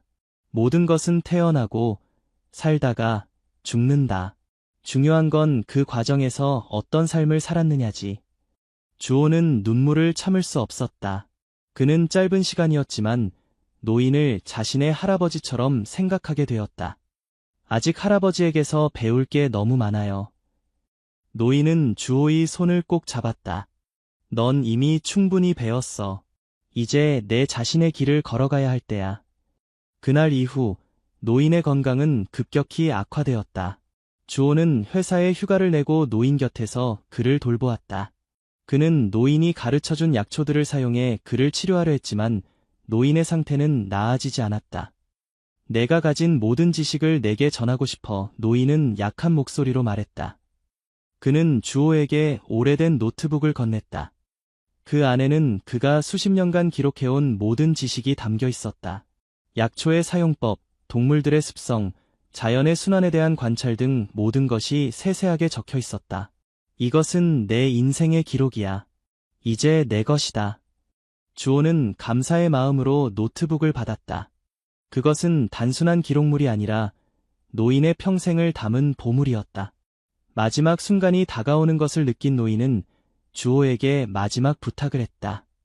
나를 밖으로 데려가 주겠니? 내가 사랑하는 이 산에서 마지막 숨을 쉬고 싶어. 주호는 눈물을 삼키며 고개를 끄덕였다. 그는 노인을 조심스럽게 안아들어 오두막 밖으로 나갔다. 그들은 오두막 앞 작은 언덕에 자리를 잡았다. 그곳에서는 온 산이 한눈에 내려다 보였다. 정말 아름답구나. 노인이 속삭였다. 갑자기 숲에서 움직임이 느껴졌다. 주호가 고개를 돌리자 강철과 그의 무리가 천천히 다가오고 있었다. 그들은 마치 무언가를 감지한 듯이 조용히 주호와 노인 주변에 모여 앉았다. 보라, 주호야. 그들이 왔어. 노인의 눈에 눈물이 고였다. 그는 약한 손을 뻗어 강철의 머리를 쓰다듬었다. 강철은 그의 손을 핥으며 작별 인사를 나누는 듯했다. 자연은 항상 우리와 함께해. 그것이 노인의 마지막 말이었다. 그는 평온한 표정으로 눈을 감았고 산의 바람 속에 그의 마지막 숨이 녹아들었다. 주호는 슬픔에 잠겨 노인을 안았다. 늑대들은 모두 고개를 들어 하늘을 향해 울부짖기 시작했다. 그것은 마치 산 전체가 노인의 죽음을 애도하는 것 같았다. 안녕히 가세요, 할아버지. 당신의 가르침을 잊지 않을게요.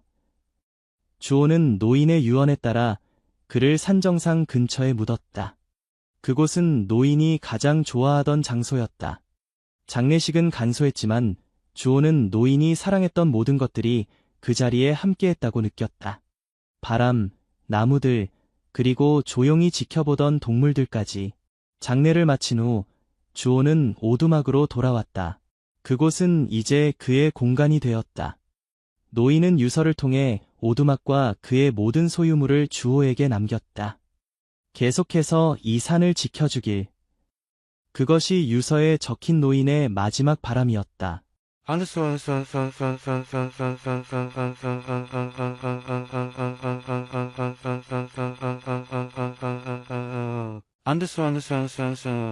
시간이 흘러 주호는 노인의 뒤를 이어 산림 보호자로서의 삶을 살게 되었다.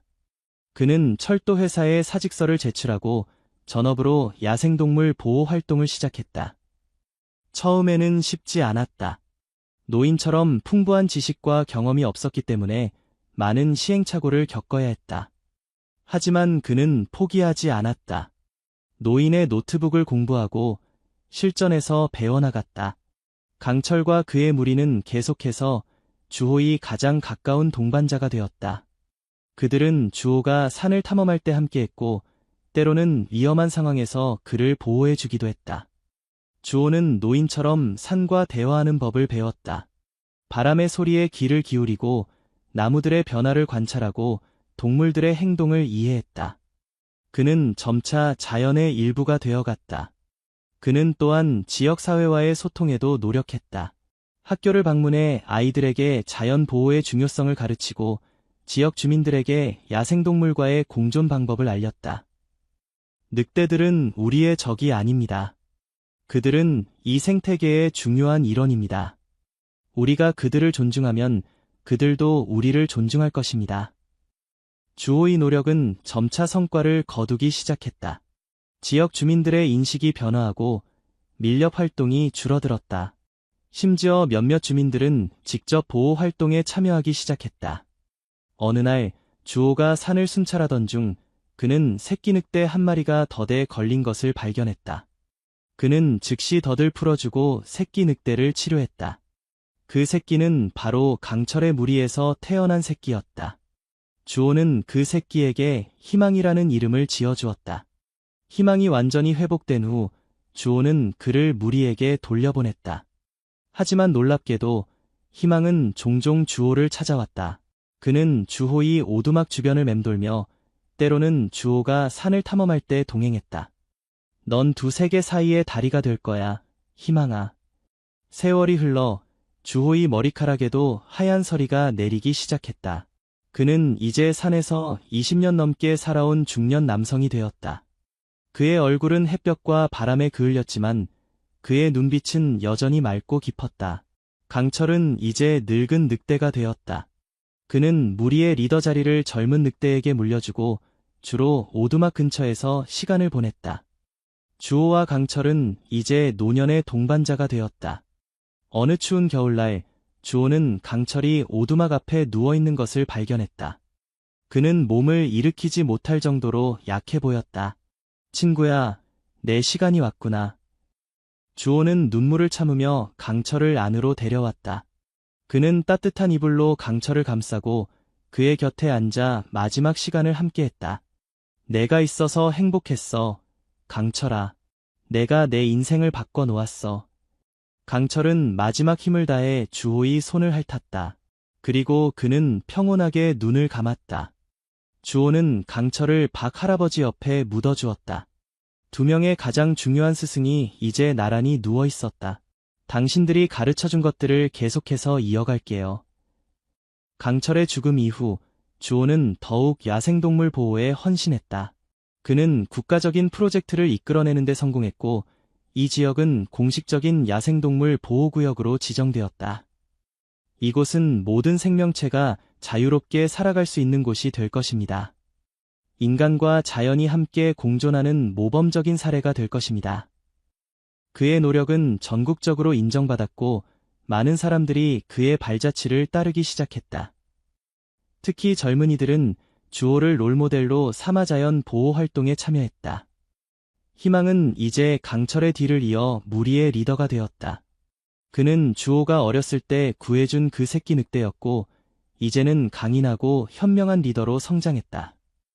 희망의 무리는 계속해서 주호와 특별한 관계를 유지했다. 어느 날 주호가 산을 순찰하고 있을 때였다. 갑자기 하늘이 어두워지고 거센 비가 내리기 시작했다.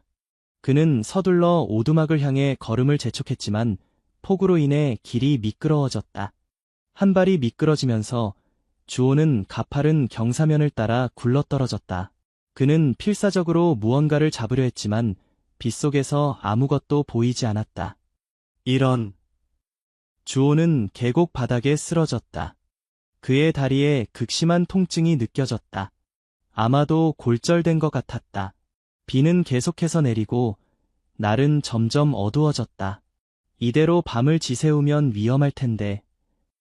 주호는 간신히 몸을 일으켜 주변을 살폈다.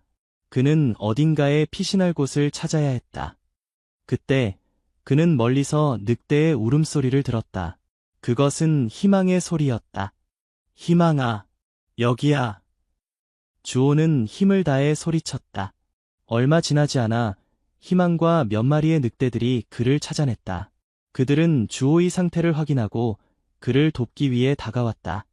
희망은 주호의 옆에 엎드려 그가 자신의 등에 오를 수 있도록 도왔다. 다른 늑대들은 주변을 경계하며 그들을 보호했다. 고마워, 친구들. 주호는 희망의 등에 올라탔다. 그것은 쉬운 일이 아니었지만 간신히 균형을 잡을 수 있었다. 희망은 천천히 일어나 조심스럽게 걷기 시작했다. 폭풍우 속에서 한 무리의 늑대와 한 인간이 함께 산을 오르는 모습은 마치 오래된 전설처럼 보였다. 그들은 서로를 믿고 의지하며 힘든 상황을 헤쳐나갔다. 마침내 오두막에 도착했을 때 주호는 안도의 한숨을 내쉬었다. 희망은 조심스럽게 주호를 문 앞까지 데려다 주었다. 정말 고마워, 희망아. 내가 없었다면 오늘 밤 큰일 날 뻔했어. 희망은 주호의 손을 핥으며 그에게 작별 인사를 했다. 그리고 그는 다른 늑대들과 함께 다시 폭풍우 속으로 사라졌다. 주호는 다리의 부상 때문에 몇 주 동안 오두막에서 쉬어야 했다. 그 기간 동안 희망과 그의 무리는 매일 오두막을 찾아와 그의 안부를 확인했다. 그들은 때로는 토끼나 사슴을 물어다 주기도 했다. 너희들 덕분에 내가 살아있구나. 주호의 다리가 회복된 후 그는 더욱 늑대들과의 유대를 강화했다. 그는 희망의 무리와 함께 산을 탐험하고 그들의 삶에 깊이 관여하게 되었다. 세월이 더 흘러 주호는 이제 늙은 노인이 되었다. 그의 머리카락은 완전히 하얗게 변했고 그의 몸은 이제 예전처럼 민첩하게 움직이지 못했다. 하지만 그의 눈빛은 여전히 맑고 생생했다. 그는 자신의 지식과 경험을 다음 세대에게 전하기 위해 많은 시간을 할애했다. 특히 그는 젊은 기관사인 민수에게 특별한 관심을 보였다. 민수는 주호와 마찬가지로 자연과 동물을 사랑하는 청년이었다. 민수야, 이 산과 동물들은 우리의 보호가 필요해. 인간은 자연의 일부일 뿐 지배자가 아니라는 것을 항상 기억해야 해. 민수는 주호의 가르침을 진지하게 받아들였다. 그는 자신의 철도 업무를 수행하면서도 틈틈이 주호를 도와 산림 보호 활동에 참여했다. 어느 겨울날 주호는 오두막 앞 의자에 앉아 산을 바라보고 있었다. 그는 자신의 인생을 돌아보며 깊은 감사를 느꼈다. 그는 박 할아버지와 강철 덕분에 자신이 진정으로 원하는 삶을 살 수 있었다. 고맙습니다, 할아버지. 그리고 고마워, 강철아. 갑자기 그는 멀리서 기차 소리를 들었다. 그것은 민수가 운행하는 열차였다. 주호는 미소를 지었다. 그는 기차가 늑대들이 활동하는 지역을 지날 때 항상 특별한 신호를 보내달라고 민수에게 부탁해 두었다. 그리고 정확히 그 시간에 3번의 짧은 기적 소리가 산에 울려 퍼졌다. 그것은 늑대들을 향한 존경과 감사의 표시였다. 주호는 눈을 감고 그 소리를 느꼈다. 그의 마음은 평화로움으로 가득 찼다. 멀리서 희망과 그의 무리가 기차의 신호에 응답하듯 함께 울부짖기 시작했다. 그 소리는 온 산에 메아리 쳤다. 그날 밤 주호는 조용히 눈을 감았다. 그의 얼굴에는 평온한 미소가 머물러 있었다. 그의 영혼은 이제 그가 그토록 사랑했던 산과 하나가 되었다. 다음 날 아침 민수가 오두막을 찾아왔을 때 그는 주호가 평화롭게 세상을 떠났음을 발견했다. 그는 주호의 유언에 따라 그를 박 할아버지와 강철 옆에 묻어주었다. 장례식 날 놀랍게도 많은 늑대들이 묘지 주변에 모여 있었다. 그들은 마치 위대한 지도자를 떠나보내는 것처럼 함께 울부짖었다. 민수는 이제 주호의 뜻을 이어 산과 동물들을 지키는 임무를 맡게 되었다. 그는 매일 아침 열차를 운행하며 늑대들이 사는 지역을 지날 때마다 3번의 짧은 기적을 울렸다. 이것은 늑대들을 위한 인사입니다. 우리가 그들의 영역을 존중한다는 표시죠. 그리고 그 전통은 세대를 거쳐 계속되었다. 오늘날까지 강원도의 산골짜기를 지나는 열차는 특정 구간에서 항상 3번의 짧은 기적을 울린다. 그것은 오래전 한 기관사와 늑대들 사이의 특별한 인연을 기념하는 의식이 되었다. 지역 주민들은 이를 늑대의 인사라고 부른다. 그리고 가끔 폭설이 내리는 겨울밤에는 열차가 그 신호를 보낼 때 늑대들이 응답하듯 함께 울부짖는 소리가 들린다고 한다. 그것은 인간과 자연이 서로를 존중하며 공존할 수 있다는 희망의 메시지. 김주호와 늑대들이 우리에게 남긴 가장 소중한 유산이다. 기억하세요. 우리는 자연의 일부입니다. 자연을 존중하면 자연도 우리를 존중합니다.